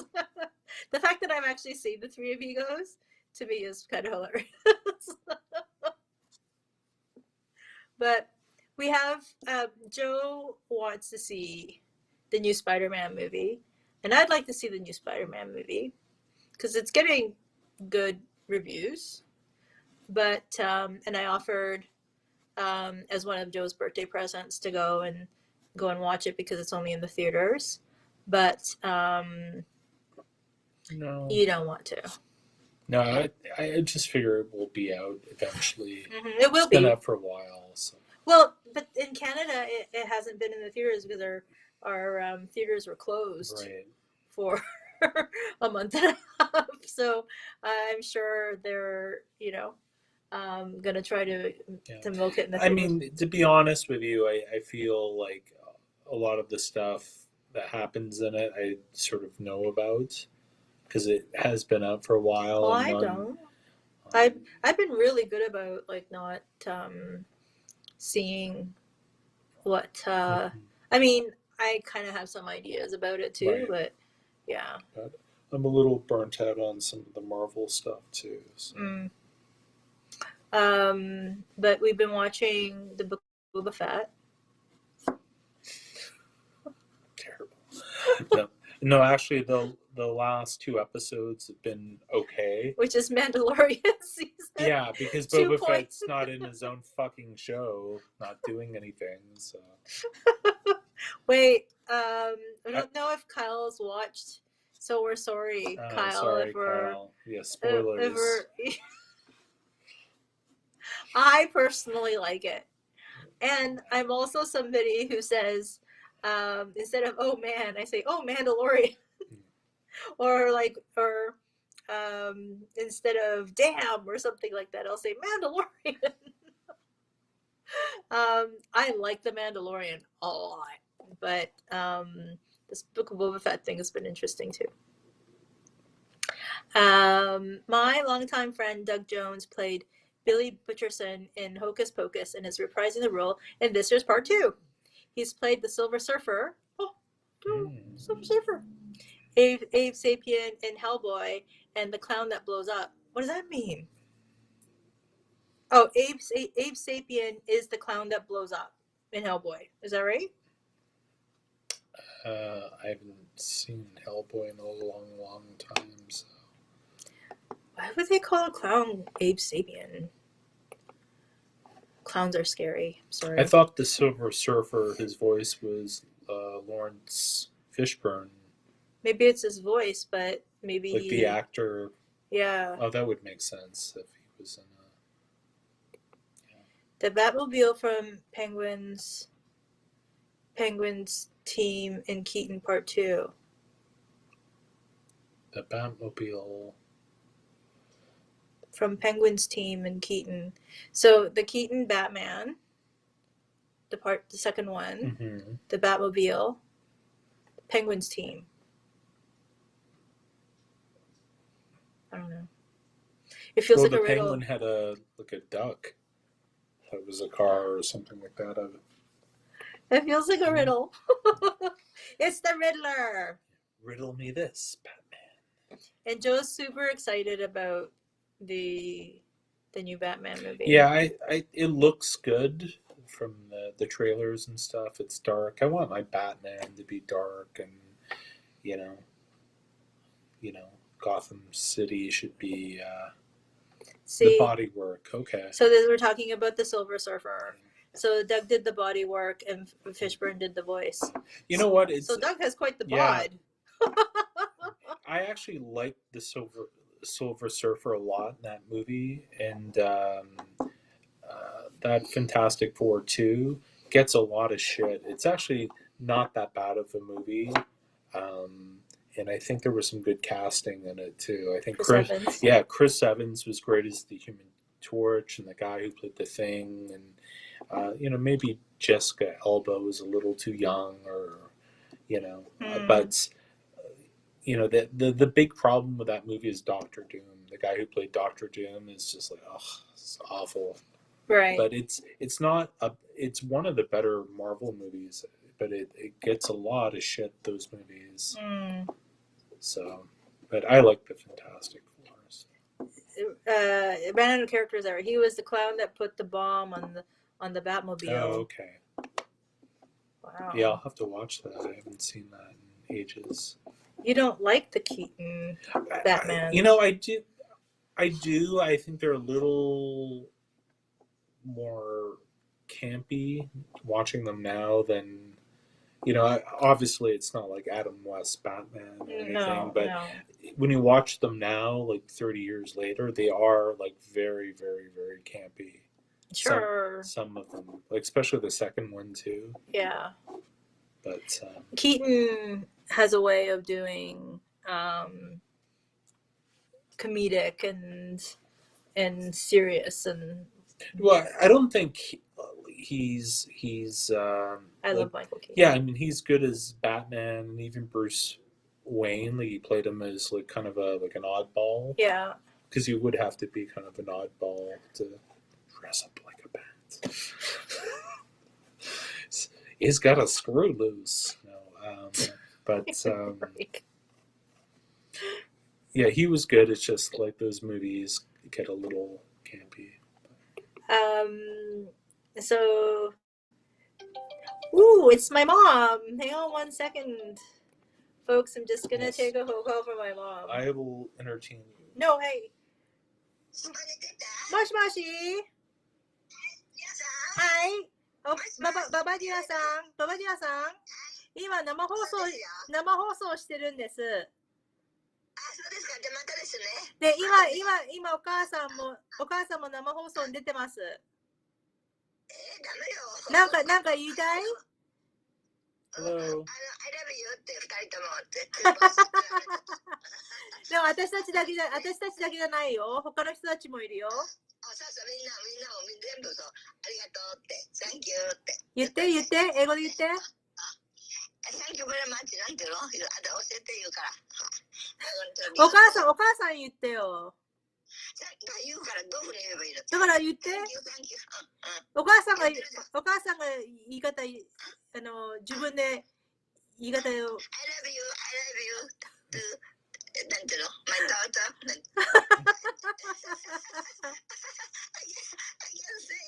よーすごいいいじゃん。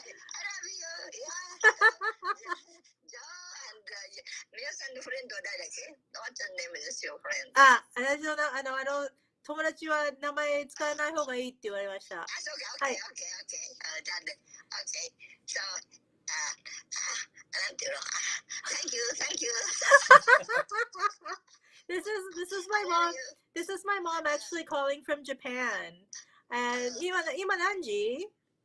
今こっち昼間の1時ですね。昨日ワクチンしてね、うんマッスルが痛いの。痛い。だけど3回目ね。うん大丈夫だけど。気をつけて。みんなもワクチンしてねって言って。Okay. So she says. So she says it's around 1 o'clock in the afternoon. Yesterday she got her third vaccine and her arm muscles hurt. Yeah. Yeah. Yes. もういい恥ずかしいから。ちょっとお母さん、おばあさん。Hello everybody. Hello everybody. Thank you. Thank you. Okay. Bye. Bye. Bye. Bye bye. Thank you. びっくりした。Oh my god.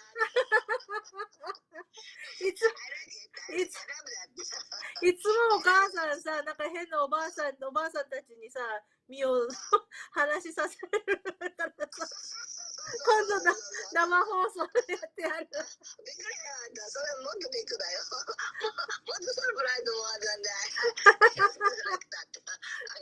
OK。気をつけてね。いや、OK。大丈夫ね、ゆうさんね。大丈夫です、大丈夫です。OK。I love you. I love you. Thank you. びっくりした。OK、バイバイ。びっくりしたよ。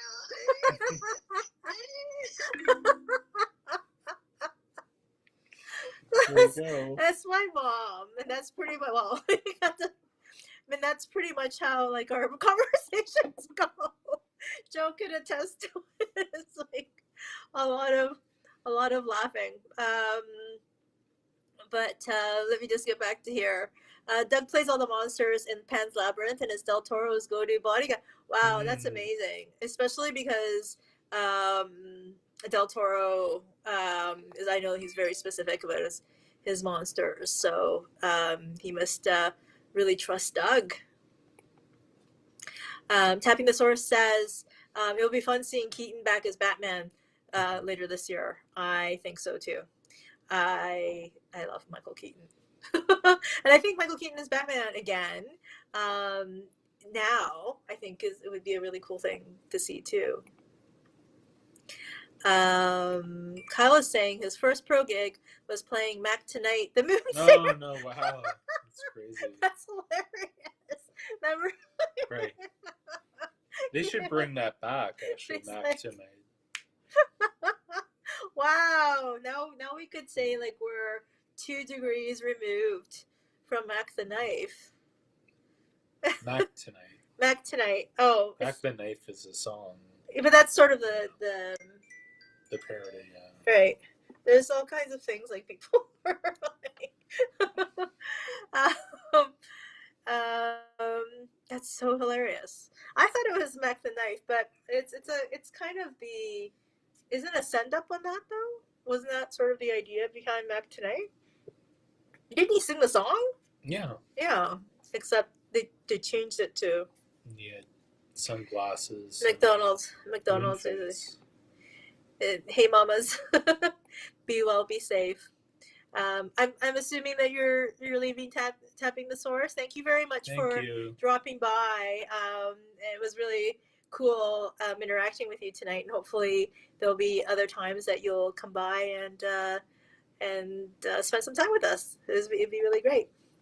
We have some hand claps from Karma. Thank you. And Kathy's like, how adorable are you and your mom? My mom's like, oh. I mean, like, just as much as I am, I guess. So, aishiteru mama-san. Aishiteru means I love you. I love my mommy. It's true. Is she watching too? No, she's not watching. She's she said that she watched for a little bit once, but she didn't really understand what was going on, and she was just like, no, I'm out. Tapping the Source says Keaton and Affleck are both playing versions of Batman in the new Flash film that is coming in October. That's right. Yeah, the DCEU is there's a ton going on, and I think that apparently they're going to have a second Joker movie. with Joaquin. Apparently, I didn't really like the first one. I mean, I understand why people like it. And I just, I don't know. I didn't see it. She wouldn't watch it. I wouldn't watch it. It looked so disturbing. Yeah, it was. My gosh. Tapping the sources. I was saying hi to your mom. I'm so glad. Change the Change the words from Mac the Knife to Mac Tonight. Yeah. So I always thought that it was just Mac the Knife. Right. Which is a Bobby Darin song. Oh, see, I wouldn't have known that.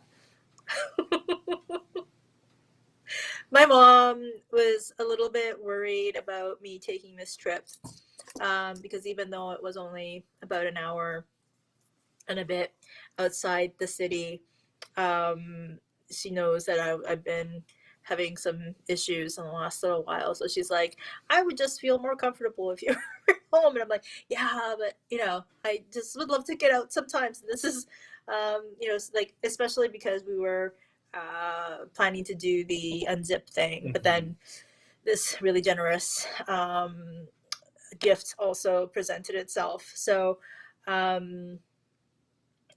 it's been great, and I am so glad. But she's just worried. She was also really great when I was in the hospital. She would call all the time, and my mom's in Japan. So like she was saying, it's like 1:00 in the afternoon over there, and so we are always having to sort of try to figure out how to coordinate a time for us to connect. And it's daytime there, it's nighttime here.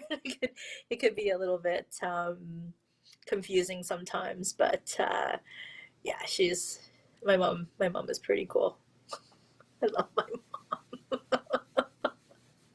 She kept on saying she's embarrassed, but what she does, I'm sorry, like I'm sure this is like oh, very exciting to you folks, but sometimes like she'll call me and she'll have some other like old lady friends that she's like hanging out with, and she'll just pass the phone over to some random person just for me to talk to them. And my Japanese isn't great, so I don't know who I'm talking to. And there's also like Japanese is really weird. There are certain things that you're supposed to say. I don't know how you kind of how you explain it, but there are certain things that one person says, and there's certain ways that you're supposed to respond, but I don't know those intricacies. So I just randomly just say hello and hope that it's okay. And I think that most people are like, oh, she's just a foreigner. So it's okay. But anyway, and that was fun that my mom had called. And I put her on the spot for once. Ha. Kyle says about to use some promo shots of Doug at work. He's making it work. Doug and the Slugs. Remember that? Making it work. Australian. Yeah. So how's your birthday been? It's been great. It's been great. This is a lot of fun. Yeah. And I sort of sprung this live stream on him too. So there's been a lot of. Joe is such a good sport about me surprising him, because I do like. I do surprises for you a lot, don't I? Yeah. Sorry. Oh, sorry guys. Oh. Sorry. I just had to yawn. Sorry. Yes, you do. You definitely do, and I'm thankful for that. So. You like my surprises? Yes. Yeah. What's the best surprise? Put him on the spot. This is pretty cool. Yeah. This is a cool surprise. Like just thinking, okay, we're gonna go see this artwork and the Stones thing and stay at a quality inn, and then this all sort of happened. And we had such an amazing lunch too. Yeah. It was amazing with our friend, and Laura's a beautiful place. So very different kind of a birthday for you, but I think it's a pretty good birthday. Yeah. Yeah. No, for sure. Amazing. Yeah, and so tomorrow we will. Yeah, I know, Kyle. Guess we're approaching 2 hours here. I'm like looking at the clock, going like, here we go. But I think that we're not gonna go any longer than 2 hours tonight. But we. I guess we're like this long-winded folks. Yeah. Maybe we just like to talk too much. I'm sorry. Hopefully, some of it's interesting.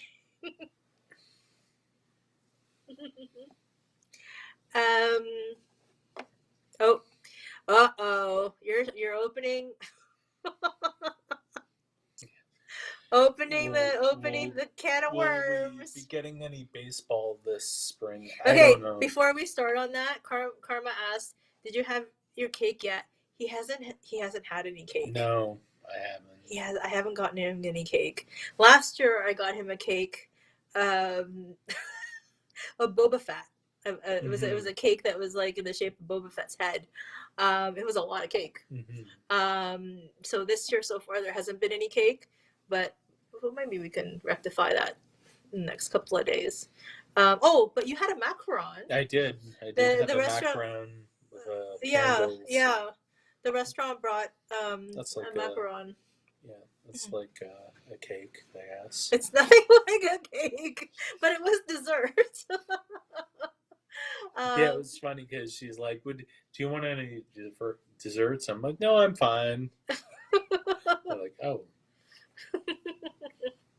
But yeah, so that was, but we will, I think, rectify that in the next couple of days. But let's go back to Tapping the Sources baseball question. So will we be getting any baseball this spring? I'm curious about what you think, Tapping the Source. You tell us what your thoughts are. I don't know. I'm going to grab some chips. I know that I haven't been following it too closely, but I know that the players turned down third-party mediation, so that they're still pretty far away. They're definitely going to miss the start for catchers and pitchers because that's next week, and they're not going to have anything resolved by then. Will there be any baseball this spring? Gosh, I don't know that they're going to do the full 162. I at this point, my feeling is that they're not gonna get to 162 this year. But I'm curious to know what you think. Tapping the Source, and what do you think? You have your face full of like chips. Sorry. So I will just say, I don't think so. Kyle says, Joe, I hope your birthday week is nothing short of spectacular in every minute of it. Like Joe. Yeah. Yep. Yep. Yep. No, the baseball thing is a mess. And I think if they're not careful, the owners, the commissioner, who is like a disaster, and the players, I mean, they could kill the sport, because this kind of feels like the 94 strike, where... But it's different. It's the other side. Yeah, I know, but it's just, the way it's headed, like, I just don't think baseball can afford... yeah, they're crazy. Yeah. If they're not able to do a full season this year, it would be so bad for the sport. Like, the sport has its problems. It'd be so horrible for the sport. And bad for the teams, too. Like, you're... like, for example, you're the Blue Jays and you signed George Springer. Oh, great, we lost like a whole season of this guy under contract. I mean, there's a lot of stuff. Like, yeah, anyway. Tapping the Source says, I'm sure that Boba Fett cake was more satisfying than the Boba Fett TV show. It was.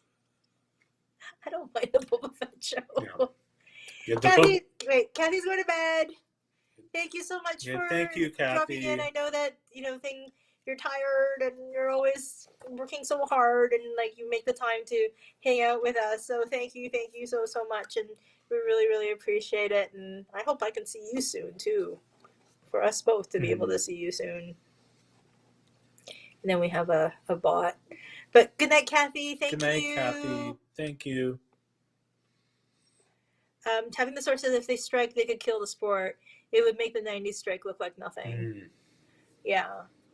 But so, could they reverse the lockout and then for the players to strike? Like, is that something that can happen? Or would they... Because I would imagine that if they would just continue with the lockout if they can't come to any kind of an agreement. I hadn't thought about that, but I mean, the fact that there is a lockout, it's just ridiculous. Tapping the Source says Joanna are the same way, but I'm imagining that you're talking about Boba Fett. Joe has been so upset about how they're characterizing Boba Fett. It's so stupid to me. I'm sorry. But wait. Kyle, have you seen the Book of Boba Fett yet? Because I don't necessarily want for us to talk too much about it. And I think Kyle was saying that he's just waiting to have some time with his wife to be able to watch it. Right. So I don't necessarily want to for us to be talking about it. I wonder if James came in and out. Yeah. I hope he's doing okay. But I just see if Kyle is still around and if he can let us know whether or not he's been watching the Book of Boba Fett or not. I've been enjoying these Jon Favreau, Dave Filoni shows more than the Marvel shows, I think, so far. The CGI of the last episode was jaw-dropping. Mm-hmm. It was crazy. Yeah. It was crazy. Kyle says no, but don't worry about spoilers because I've seen reviews already on Friends forums, so no worries. Yeah, Joe's about to start.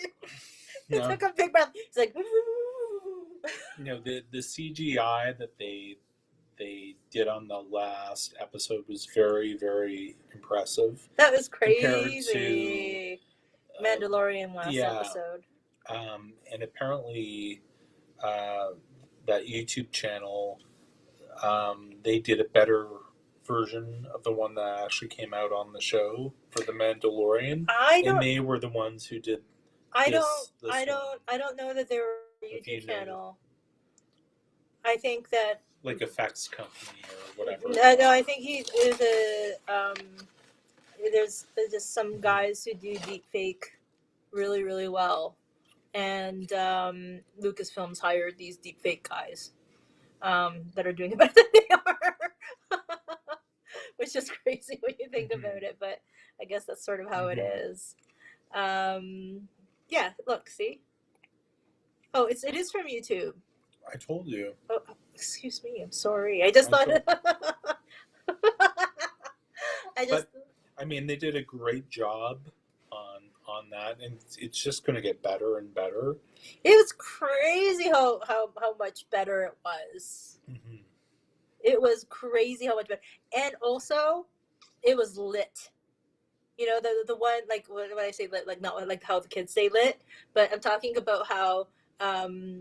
Sometimes like when they do those de-aging things, they try to keep them sort of like in darker kind of shadows and things like that because they don't necessarily want to see all the details and things.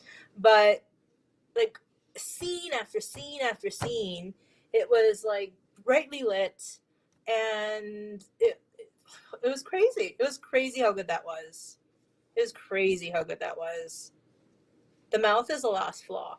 The thing that I noticed is the sync. The sync didn't necessarily always sync up to the dialogue. And some people say the eyes. Some people say The Well, the eyes. eyes were really bad in the first time they did it. There was a lot that was kind of not great with that first. I mean, it was still pretty cool that he showed up. And I was asking Joe, and because I am of the Star Wars era, but I came to Canada when I was 6 in 1980, and so I wasn't around in Canada for the first like wave of Star Wars, you know. So I actually saw Return of the Jedi first, and then Star Wars, and then didn't see Empire Strikes Back for a super long time. But so I have, my appreciation for Star Wars, but it's not like super fan Star Wars. And I know that there's a lot that Joe's been upset about when it comes to Star Wars, and how the prequels and the sequels and the sequels are the worst. I mean, the sequels, it just blows me away that Disney would buy Lucasfilm and just remake the first movie. They like all the same plot points and not even have a story arc, like not even plan it out, have like, okay, beginning, middle, end. They just wing the whole fucking thing. Pardon my French. And yeah, it's just crazy. And then like I saw the first movie, like we saw the first movie, and I was just like, what is this? The prequel. Yeah, and it's just awful. And I mean, the prequels by George Lucas, they're not great movies, but at least they have a beginning, middle, end. Like, were they necessary to tell? But at least you can follow those movies by watching them. There's some cringy moments and bad dialogue, and the CGI doesn't look great, and Jar Jar Binks and all that kind of stuff, and it's all about politics, and it's kind of confusing. I mean, but the Disney ones are just awful. Just the movies. Yeah, and I saw the first one. I saw The Last Jedi, which is just terrible, and I have no desire to see the third one. Yeah. And like, even if they do amazing Star Wars, be it like movies or TV shows, I just think the overall thing is so fucked up and ruined that it doesn't matter to me. And like, there's so many moments in my life where I can think about seeing Star Wars at a drive-in, being like 6 years old, or seeing The Empire Strikes Back and waiting in line for Return of the Jedi, and having the toys. And when I was in kindergarten, I did a crown drawing.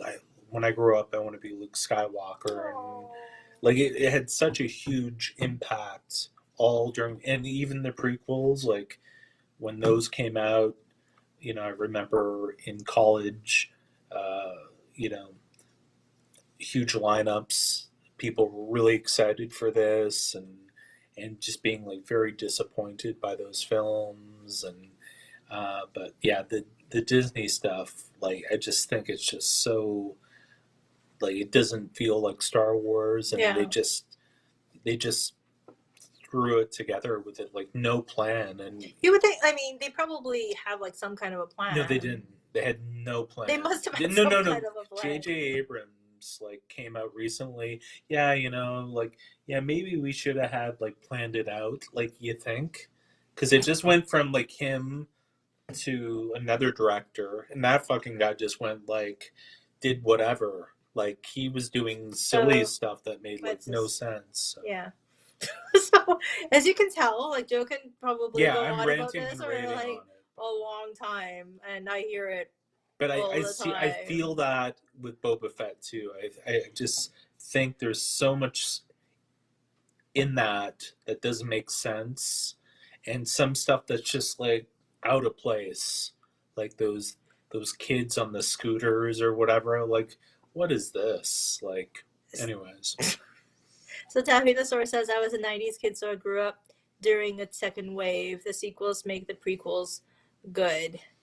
And Taffy-the-Saur also says, The Force Awakens was okay, but the lack of plan in the following two was apparent. So he agrees with you around the planning, the lack of planning. Yeah. And Kyle says, Star Wars and New Hopelessness. Yeah. That pretty much encapsulates the whole thing. And Taffy-the-Saur also says, check out the anti-cheese edits of the prequels. They trim the films to the core story, no Jar Jar, and replaces the racially stereotyped voices with alien languages and subtitles. Mm-hmm. Huh, that's interesting. Yeah, in for those movies, George Lucas needed somebody to go, no, don't do that, or and that's kind of what he had on Star Wars and Empire Strikes Back. This guy, Gary Kurtz, who would kind of keep him in line, but by the time Episode 1 came out, like, he just was able to do whatever he wanted, and people are like, "Oh, that's great, George. That's great. Yes, yes," and that's why those movies are kind of a mess. But Taffy-the-Saur says, "I love the Star Wars rant.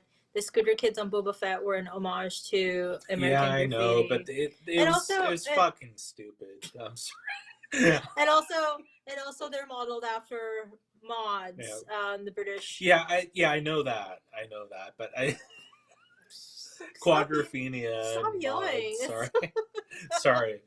No, but I remember, the thing with that episode is that guy goes to Boba Fett saying, "Oh, these ruffians have stolen my water and blah blah blah." And so he's like, "Oh, if you take care of them, then or handle the situation, then I'll follow you or be on board with you or whatever." So he shows up, and where are they? They're like at some. They're outside the guy's door, and they're like just hanging out by like a water moisturizer, and they're just sitting there, and they're like, fucking like 17 years old. Sorry. They're like 17 years old, and it's just like. Okay, so we get. Anyways. I at least know that this is how like Joe feels about it. Taffy-the-Saur, you probably don't have to listen to this all the time, so it's not something. It's new for you, but like seriously, this is like every time we watch an episode, like I get this like giant rant, and anytime that we talk about it, I get this giant rant. So Larry Kasdan also helped make those scripts readable, talking about, I think, Star Wars, the movies. And Taffy-the-Saur says, I hated that whole chase scene as well. That's one of the worst chase scenes ever done, I think. It's just so bad. And that chase scene wasn't great. Yeah, like, especially the bit where they're carrying the painting across the street. Like, what's going to happen? And they just, like, drive right through it.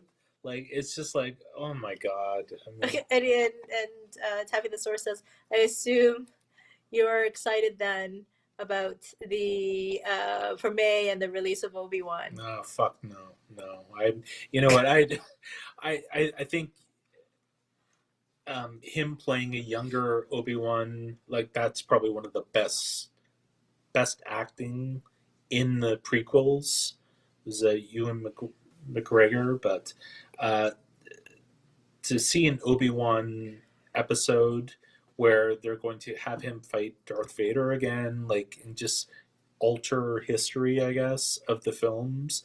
Is that what they're gonna do? Yeah, like, and it's so dumb because they're making, like, the whole point was, in the third one, he left Vader for dead, and left him to be burning on the lava planet and so forth. This is a good time for me to get more water. Okay, get some water. So he left him burning on the lava planet. How do I even get out of here? And then by, episode 4, he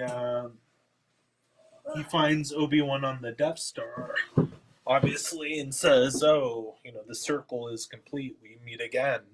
But now this whole series, they want to say, "Oh, they're gonna fight again," and it's a mess. Yeah, Disney Star Wars is a mess, and that's just. And if other people like it, enjoy it, or maybe don't care, because it is just entertainment, I guess, then that's fine. But I watch it, and it makes me angry sometimes watching these things because I'm just like, how could this, like, it makes like for them to not even plan anything is crazy. That's like just having a budget of whatever $200 million and just winging it, trying to make a film. Are we done? So, anyways, I think we're done.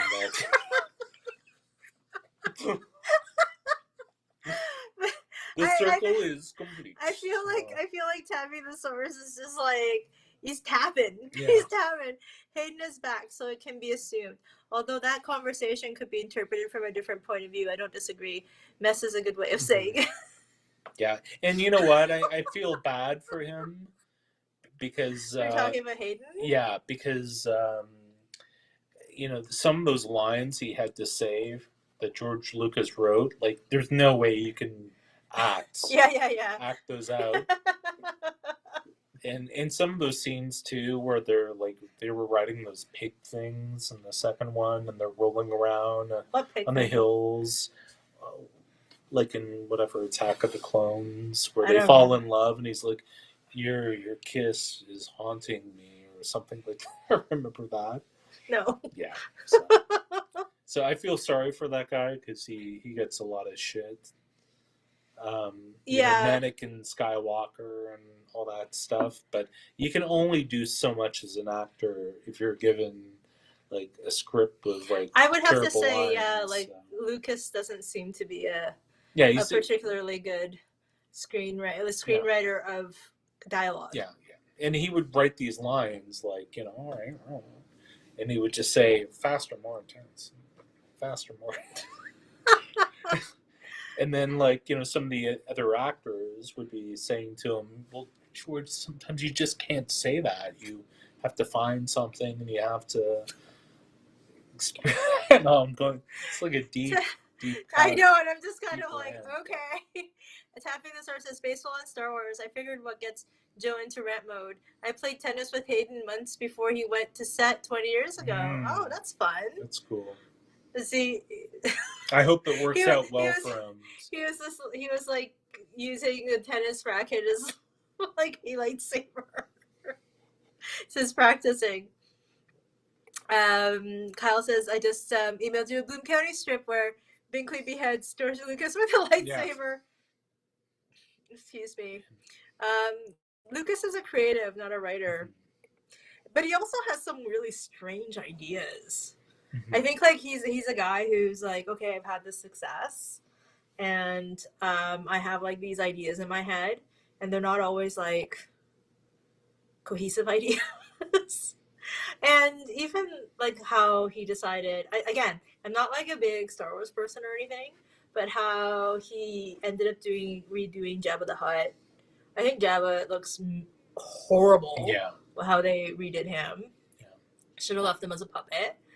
Well, I don't think he does look better as a puppet, but I think for the 20th, the special edition of Star Wars, we wanted to put in that scene with Han Solo and Jabba the Hutt.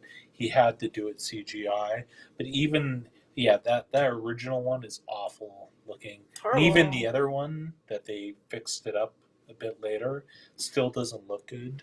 And Yoda too, right? Yeah, and Yoda. I think Yoda works better as a puppet. Mm-hmm. The one thing that Ewan McGregor was saying about this new Obi-Wan series was that when he was originally doing the movies, that he was for the first movie he was able to work with puppets, so he was actually working with something physical. Mm-hmm. And that like with puppeteers, and the puppeteers would actually respond to him and stuff like that. but after the first movie, they made it all CG. So he said that it was a really big difference in how he acted or how he was with the characters. Whereas Pablo Pascal, the guy who plays the Mandalorian, he is saying that it's really cool that Grogu is a puppet, and that he always gets to act with something as opposed to like just a green something or other. We have a song. Thank you. I'm not gonna sing. Music notes. And that's to happy birthday. Happy birthday to you. Happy birthday to you. Happy birthday, dear Joe. Thank you. Happy birthday to you. It's a terrible version. Or something. You, Karma. Uh-oh. Tapping the source is like tapping. Yeah. He's tapping. Thoughts on the next Indiana Jones? Oh, Indiana Jones. Dr. Jones. There's another one. No. You know, I love Indiana Jones. I saw Raiders. I saw Temple of Doom. I saw that so many times as a kid. I must have saw it 7 or 8 times. I kid you not. Yeah. And everyone knows the Crystal Skull, like how that movie went. It actually starts off okay, like the first 5 minutes, and then it just gets crazy. Mm. So speaking of CG, like that movie has horrible CG. Yeah, and I mean that's like a George Lucas, like, oh, aliens, and, you know, knowledge was their civilization or whatever, and yeah, that movie, there's some really bad scenes in it. Like even with Harrison Ford, there's like some really bad scenes. Shia LaBeouf, like that bit with the monkeys is just awful. So a 5th movie, I just don't want to see it. Mm-hmm. You know, I'd rather they just end it. You know, leave Indiana Jones alone, or recast the part. Like, go young, do it like James Bond, start from the beginning, and have cast an actor in his like late 20s or early 30s. We actually watched a video. Where's Michael? Like, what is Michael? Retro Blasting. Yeah. On the YouTube channel Retro Blasting. Michael is a very interesting guy. He is very knowledgeable. He's a very big fan guy, but he's also very serious, like super serious. But he was talking, and he's a huge Indiana Jones guy, and he was talking about how Indiana Jones was originally conceived as like a James Bond type of thing, where they saw that actors would swap. So it would be sort of like the American version of James Bond, and that's what they were as an adventurer and things like that. But as they cast Harrison Ford and Spielberg and Lucas, they all sort of became chummy and they had fun together. They're all of a sudden started kind of feeling like, oh, like it'll just be the 3 of us or this team that we have, and whenever any of us have time, we'll kind of get together and do this thing every few years. And apparently it's an interesting video that he put out like a little while ago, maybe very recently. Yeah. If you go to Retro Blasting channel, you can probably find it. Yeah, you definitely be able to find it. But he is, like, Michael, like the guy on Retro Blasting, super intense, but he is very, very thorough. And he talks about how Indiana Jones and the Temple of Doom didn't do well with the critics, apparently, which I don't know. It's one of my favorite. I actually think I like it better than Raiders, to be honest. There's a lot of gory stuff in Temple of Doom, so that probably threw them off. Yeah, and I'm somebody who doesn't like gore. Right. So, but even then, I thought that Temple of Doom was a really great movie. Anyway, so because that didn't do well, or with the critics anyway, apparently they really got gun shy about doing things that were more creative or innovative that they would have wanted to do because they didn't necessarily want the critics to not be on their side. And that's what happened with like the fourth movie. Because the third movie. What was the third movie? With Sean Connery. What was it Last called? Crusade. Last Crusade. Well, there was a big break. From it. 84 to 89. Yeah. I believe. Yeah. So, it's too bad that they didn't figure out earlier on that to have. I mean, and I think that they actually tried with River Phoenix at one point to try to bring him in as a younger Indiana Jones and all this kind of stuff, but that they couldn't recast it because I think part of the tricky thing about Crystal Skull was like I just was having difficulty watching Harrison Ford move. Yeah. Like it just felt like you can almost hear his like joints creaking. Yeah. And I mean, how many years ago was that? Yeah. And so with the fifth one, like what the heck is going to happen? I don't, you know. I mean, he's 74, 75, I think by the fifth one. Yeah. And I think he got injured. Uh-huh. But I mean, he seems to get injured a lot, actually. But the things I've heard about the production of that is they're trying to do like some like going back in time thing where he never existed. So all the stuff with Indiana Jones never happens, and then they're just going to there's a new Indiana Jones. So I think that's like a terrible mistake if you literally just wipe out the whole past of the character in that fashion in a film. Like just do a film with a new actor and have it in the 30s or something like that. You don't have to explain anything. Just do it. Like, I don't know what the answer is, but I don't think Harrison Ford is the answer. No. And I mean, he's too, he's way too old, and And also at this point, like he just mugs as Indiana Jones. Like I don't know that part of like Indiana Jones's appeal was that he was just this he embodied this character, whereas now he just sort of like mugs it, like he just kind of poses every once in a while like he's Indiana Jones. But Tapping the Source says, I wish we had gotten the Frank Darabont Shock Redemption version of Indy 4. The script is online and is not bad. Of course, I'm pretty sure, just as a side note, Frank Darabont was the original showrunner for The Walking Dead, and a lot of people I think say that after Darabont left the Walking Dead, I think after the first couple of seasons is when it started really changing. So there's maybe something about that. Yeah, and Indy 5 is going to apparently take place in the 1960s. So the Nazis, like, how is that going to work?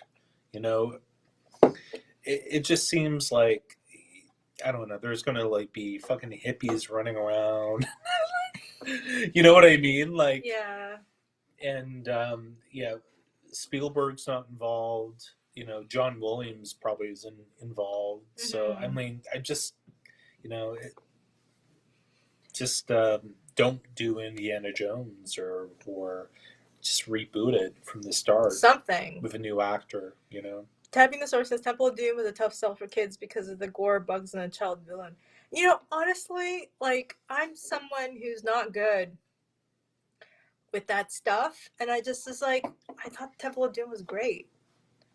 So I'm a big giant weirdo. Silver Knight Kyle says, at the end of Raiders, the cavernous storage place that they take the Ark to was shot in the underground records vault in East St. Louis, Illinois, for the U.S. military, with records going back to the Civil War, and where my file currently resides, though they have transcribed and updated living veterans records online. Oh, wow. That is cool. that your file is alongside the Ark of the Covenant. That's cool. Yeah, so it's, I don't know, it's I don't want to see Indiana Jones. I don't want to see Harrison Ford as Indiana Jones. I don't really care about Harrison Ford. Yeah. Harrison Ford's very, grumpy. Yeah. If they're going to do a new Snow White movie with, cast him as grumpy. Oh. Crash my airplane. They're going to be magical creatures. Don't worry that much, Joe. There isn't any time travel in the new film. Flashbacks, though, with the CGI we were talking about earlier. Disney owns it all. Spielberg and Frank Marshall are still producers. Yeah, but they're not going to be really involved. They're just there to make money. But it's, I don't think it's a good idea.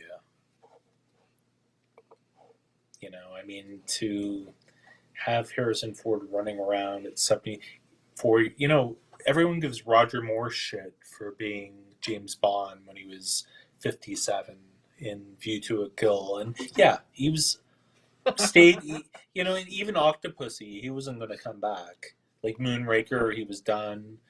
And then he came back for Your Eyes Only. And then he was kind of done with the character. But they brought him back for Octopussy because Sean Connery was doing Never Say Never Again. And they're like, oh, we competing with that, we have to get him back. And even the last one, he didn't really want to do it, but he got talked into it. But Harrison Ford is 74 years old. So he wants to do it though. I know, and it's just, I know, but it's just like, to have him punching and kicking. Kyle says Indiana Jones is the curmudgeon at the old folks home. Yeah. I can't even get out of bed. I'm 50 almost. My back hurts. Harrison Ford's probably still in better shape though. No, I don't think so.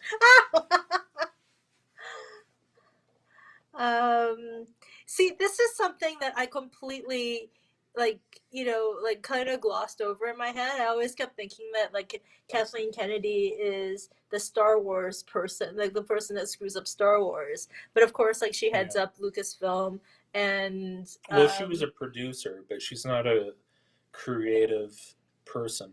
I know, but I totally didn't connect Kathleen Kennedy to Indy. So until watching that retro blasting thing the other day, so I'm like, oh, of course she'll screw this one up too, I guess, right? Nobody seems to really be happy with the choices that she makes. No. Yeah, but, she won't ever get fired or whatever. So. Indiana Jones and the Biography started. Yeah.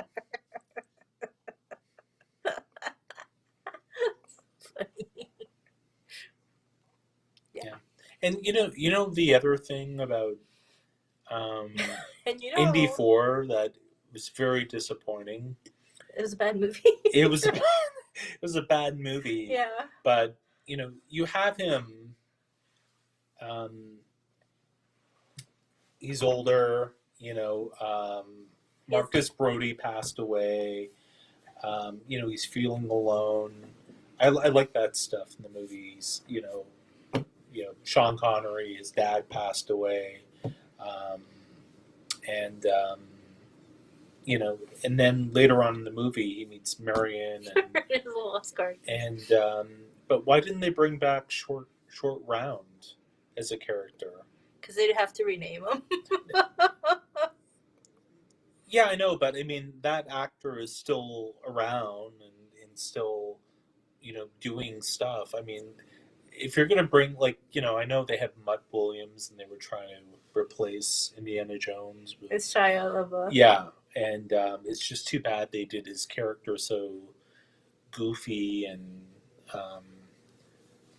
over the top of all the hey daddy-o and that type of stuff, and even the situations they put him in were just it was just a bad movie. Yeah, bad movies. Everything about that movie is bad.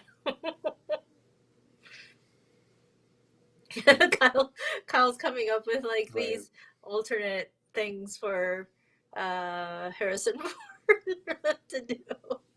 Yeah, Harrison Ford. Temple of Doom, seriously. He should go back and do Patriot Games or something like that now. No, it's sad what happened to Indiana Jones and Star Wars. It's but I mean, like The Mandalorian.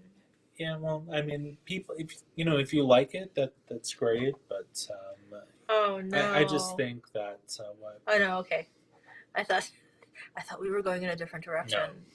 No. Still cheese that Connery didn't come back for last one scene, considering Shia is a fantastic actor in hindsight. He's not a bad choice to take up the mantle. Yeah, you know what? That would have been a great way.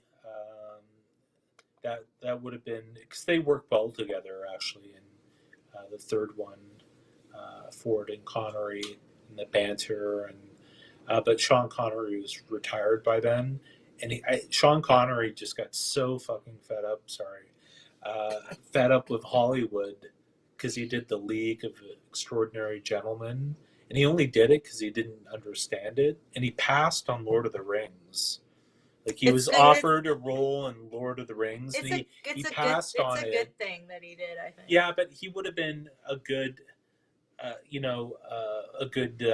think, King of Rohan, or like whatever the role, or Gandalf. I don't think he would have worked. No, but so that was a big career mistake for him. So he just took it because he didn't. He's like, well, I passed on that, so.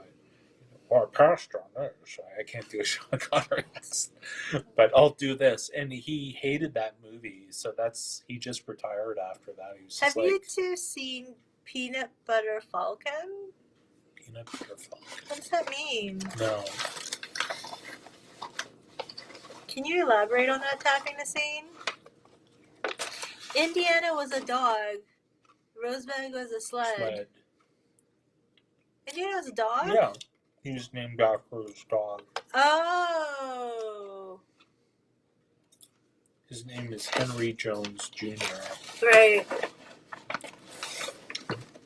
Right. You guys are like, I don't know anything. Fans. Not just Indiana Jones fans. I don't know anything close to what you guys know about this stuff. Yeah. Well, I feel like a lot of this stuff too, just Peanut Butter Falcon is a movie. I've heard movie. Of it. I haven't seen it, but it's the best film Shia has ever been in. Check it out. Better than Transformers. You know what though? Saw Shia on Hot Ones, and I decided that I didn't really know anything a whole lot about Shia apart from the fact that he's done some odd things, but I quite like Shia based on what I saw on that. He was good in that tank movie, that World War I didn't watch II with Brad Pitt. Mm-hmm. But just as a person, he's very interesting and interested, and very, very interesting. But also a curious person, and it seems that he's an empathetic person as well, which I love people who are interesting and interested and empathetic. So, Tapping the Source says him and Stephen Norrington, director of LXG, were getting into screaming matches all day long. That's intense. Kyle's on a roll. Indiana Jones and the Crooked Wheel Walker. Well, at this point, it's Harrison Ford. Indiana Jones and the groovy Nazis.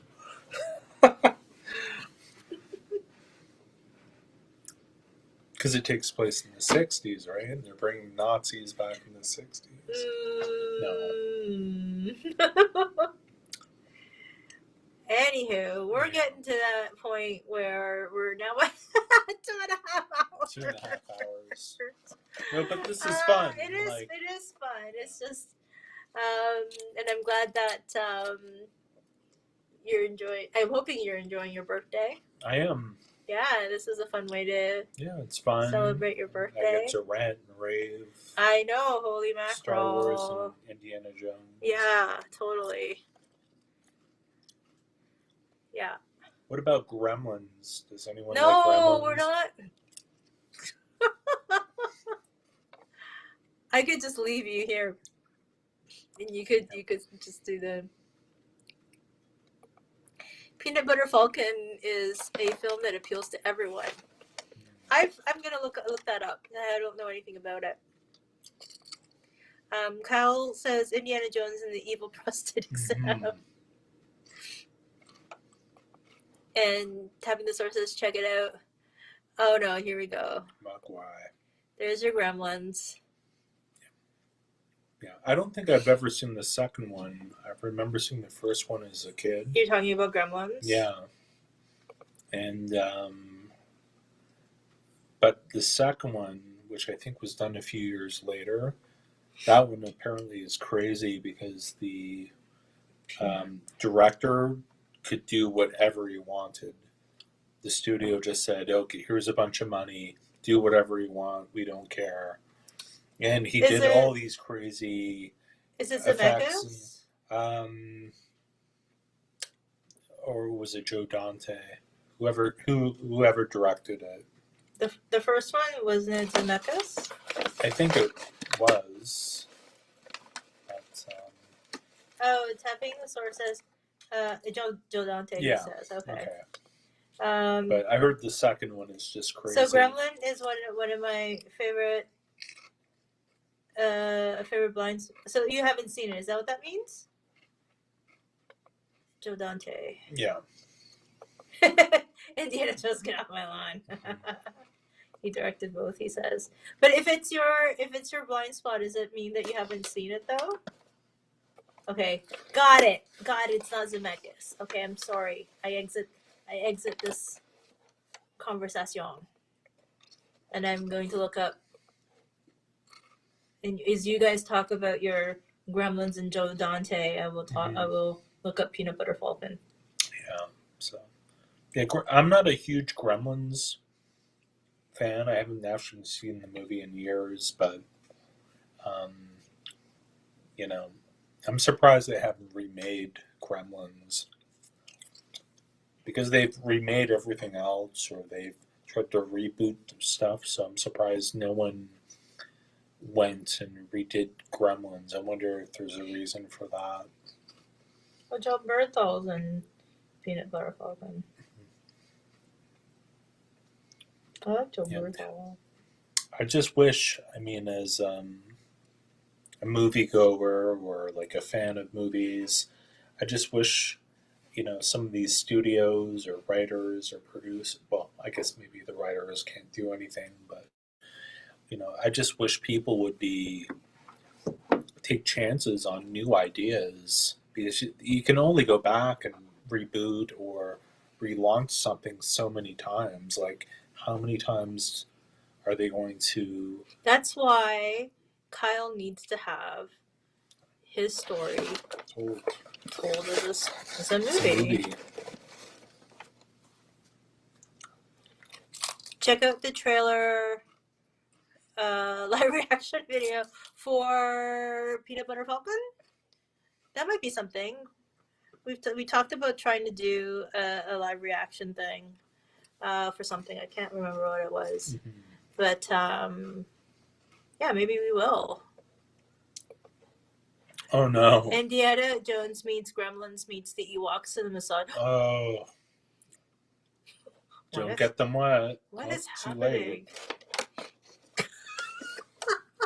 Oh, too late.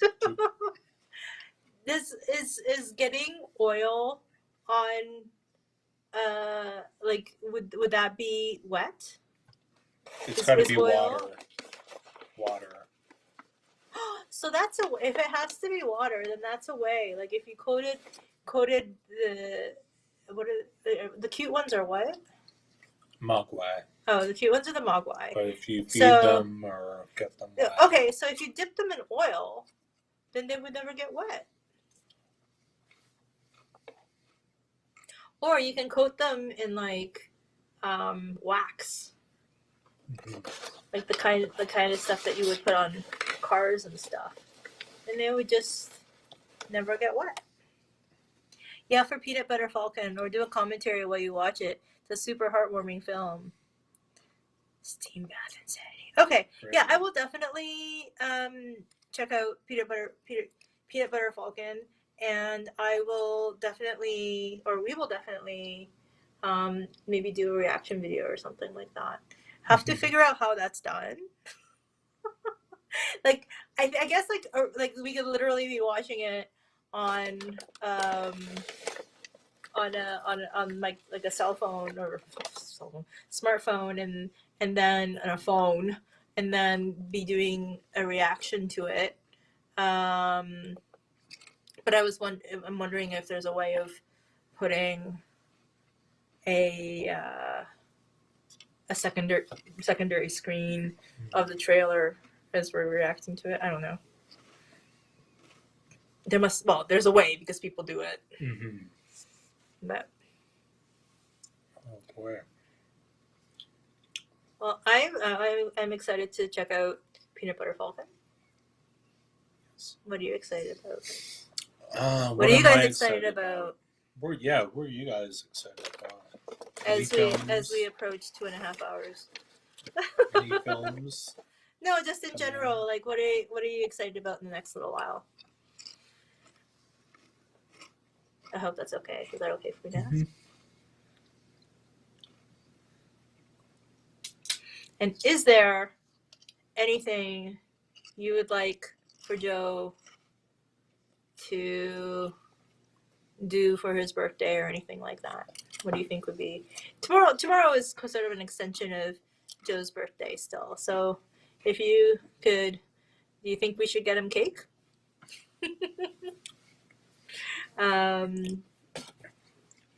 Is there anything else that you could suggest? Indiana Jones and the Wax Museum portraying Hayden Christensen. In my opinion, the Jedi are evil. No!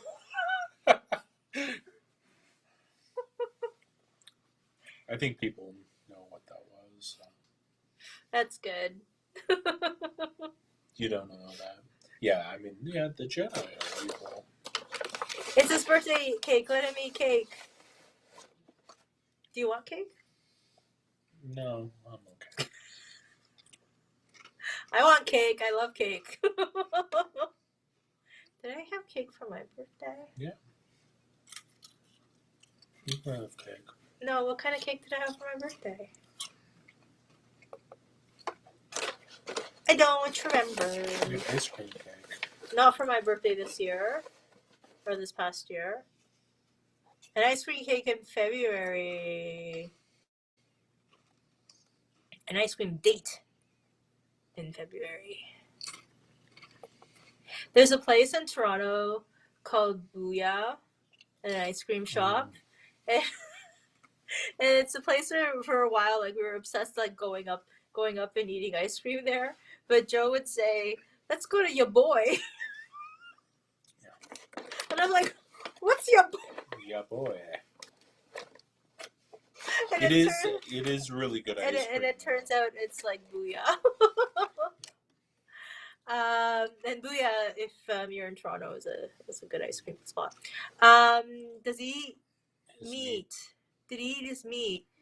Can he? That's from Pink Floyd The Wall. Oh, can he have his pudding? It's the teacher yelling at. It was like, when I was a kid, my father took me to see a pirate movie with Christy McNichol and shoot, I bet somebody would know. Christy McNichol and Chris something or other. Anyway, I shouldn't have been seeing that movie anyway. But it was a pirate movie. And the trailer that they showed was Pink Floyd The Wall. I swear to God, like, I had nightmares. Why would they show that before the pirate movie with Christy McNichol and Chris? Because they're promoting the film.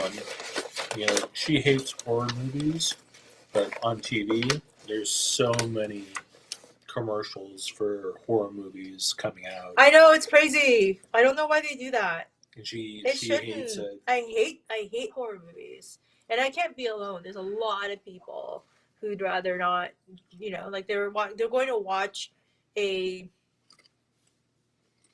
certain kind of a movie. If it's not a horror movie, I don't think that they should run trailers for horror movies. Tapping the Source says, I saw Roger Waters' The Wall show when it came to Toronto. Wow. Yeah, I heard that was pretty amazing. I heard it was pretty amazing. It was called The Pirate Movie. It was called The Pirate Movie. Christy McNichol Was and there nudity Chris in? Atkinson. Wait. I want to say... Or was that Blue Lagoon? Blue Lagoon.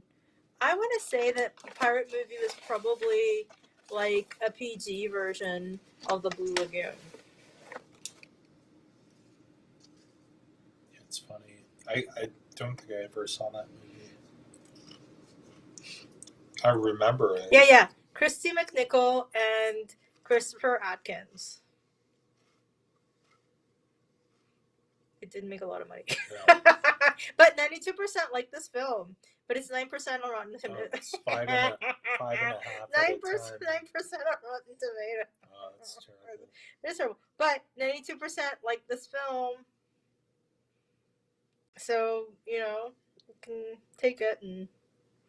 But I was not expecting to see something that killed, that freaked the heck out of me. This trailer for The Wall. Scared. It's so scary. Okay. What, did the face come at you? The trailer? Watch the trailer. It's scary. I mean, the movie, I'm sure itself is scary, but goodness gracious. Okay. All right. Tapping the Source says Miss Somar's horror without being horrific. No, it's not about horrific. I just don't like horror. I don't want to be scared. Why do I want to be scared? Why do people want to be scared? I don't understand. We watched, there was that was on Netflix, right? The What? Rob Lowe thing. Oh, yeah. About so there's a tropes. Tropes. There's a thing on Netflix about movie tropes. And the host is Rob Lowe. So they go into all these different genres, and they do talk about horror movies, about Have to put the killer who gets up when everyone thinks he's dead. And I think one of the first movies to do that was Halloween, 1978, and it was actually kind of an interesting show. If you have a chance, check it out. She's shutting the door. But, yeah, it was pretty cool. Hello. What are you doing? I had to put our breakfast order out. Right. Okay. Well, I think it is time for us to say goodbye. Yes. That was a long one. It wasn't as long as some of our longest. No, but considering I'm like, short. only be on for an hour. But I cannot tell you how pleased I am that, like, how good I'm feeling. Yeah, like because even a few days ago I was not in a good place. So the fact that I'm feeling super good today is something that's such a blessing. I love the scarf. Cheers to you. Have a great rest of the evening. To you too. Yeah, Tapping you the too. Source. We'll have to please stop by again. It was really great. It was really fun with you tonight here. So thank you so much for stopping by. Thank you for stopping by, and it was a lot of fun to talk about pop culture and all the stuff. Indiana Jones. And you just tap in the source. Yeah.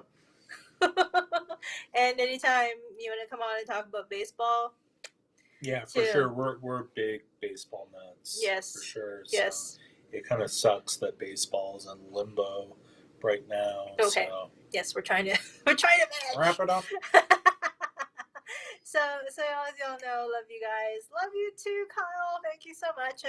And I was thinking about you and your interview, and didn't quite know when it was. But if it's already happened, can you tell us like how it went really quickly? Because I'd like to. I know that you were preparing for it and everything like that. But would love to hear. Oh, Tuck and Hample brought me here months ago. Oh, great. I've watched before but not commented. Oh, okay. Well, thank you for commenting. Yeah, thank you. Thank you for jumping in, and it's been really, really great interacting with you. So thank you so much. And Hample brought me here. And Zach's great. So thank you so much. And Karma, good night, you too. Have fun. Good night. Thank you for all the Carol. birthday wishes. Thank you. Yes. And I just wanted to hear from Kyle in regards to that interview, if you're willing and open to just letting me know how that went. And then we will sign off. Gosh, it's cold. Boy. Yeah, Holy it's cold. mackerel. Yeah, it's cold outside. Yeah, and this is that is. I mean, there's a scarf for some kind of like head reasons, but yeah. It's actually very cold. Yeah, it's actually kind of drafty here. Yeah, we're right by the door, and right. then there's also a double doors here, like leading out to the outdoor area. So yeah, so it is pretty cold. Okay, so Kyle says filmed it last weekend, may not air for a month while it gets edited and such, goes for about an hour and a half. Thank you, Tapping the Source, sending love. Cheers to better days. Thank you. And good night to you. And please, if you're on, please let us know that you're on. It was great. And good night, and I hope you have a great night for the rest of the night, and sleep well too.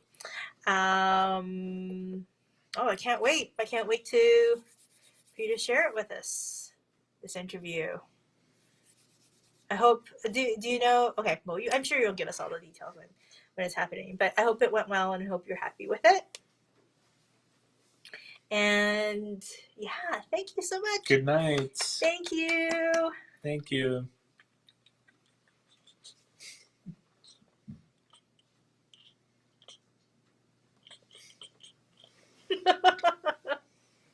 Good night, everyone. Good night. Thank you.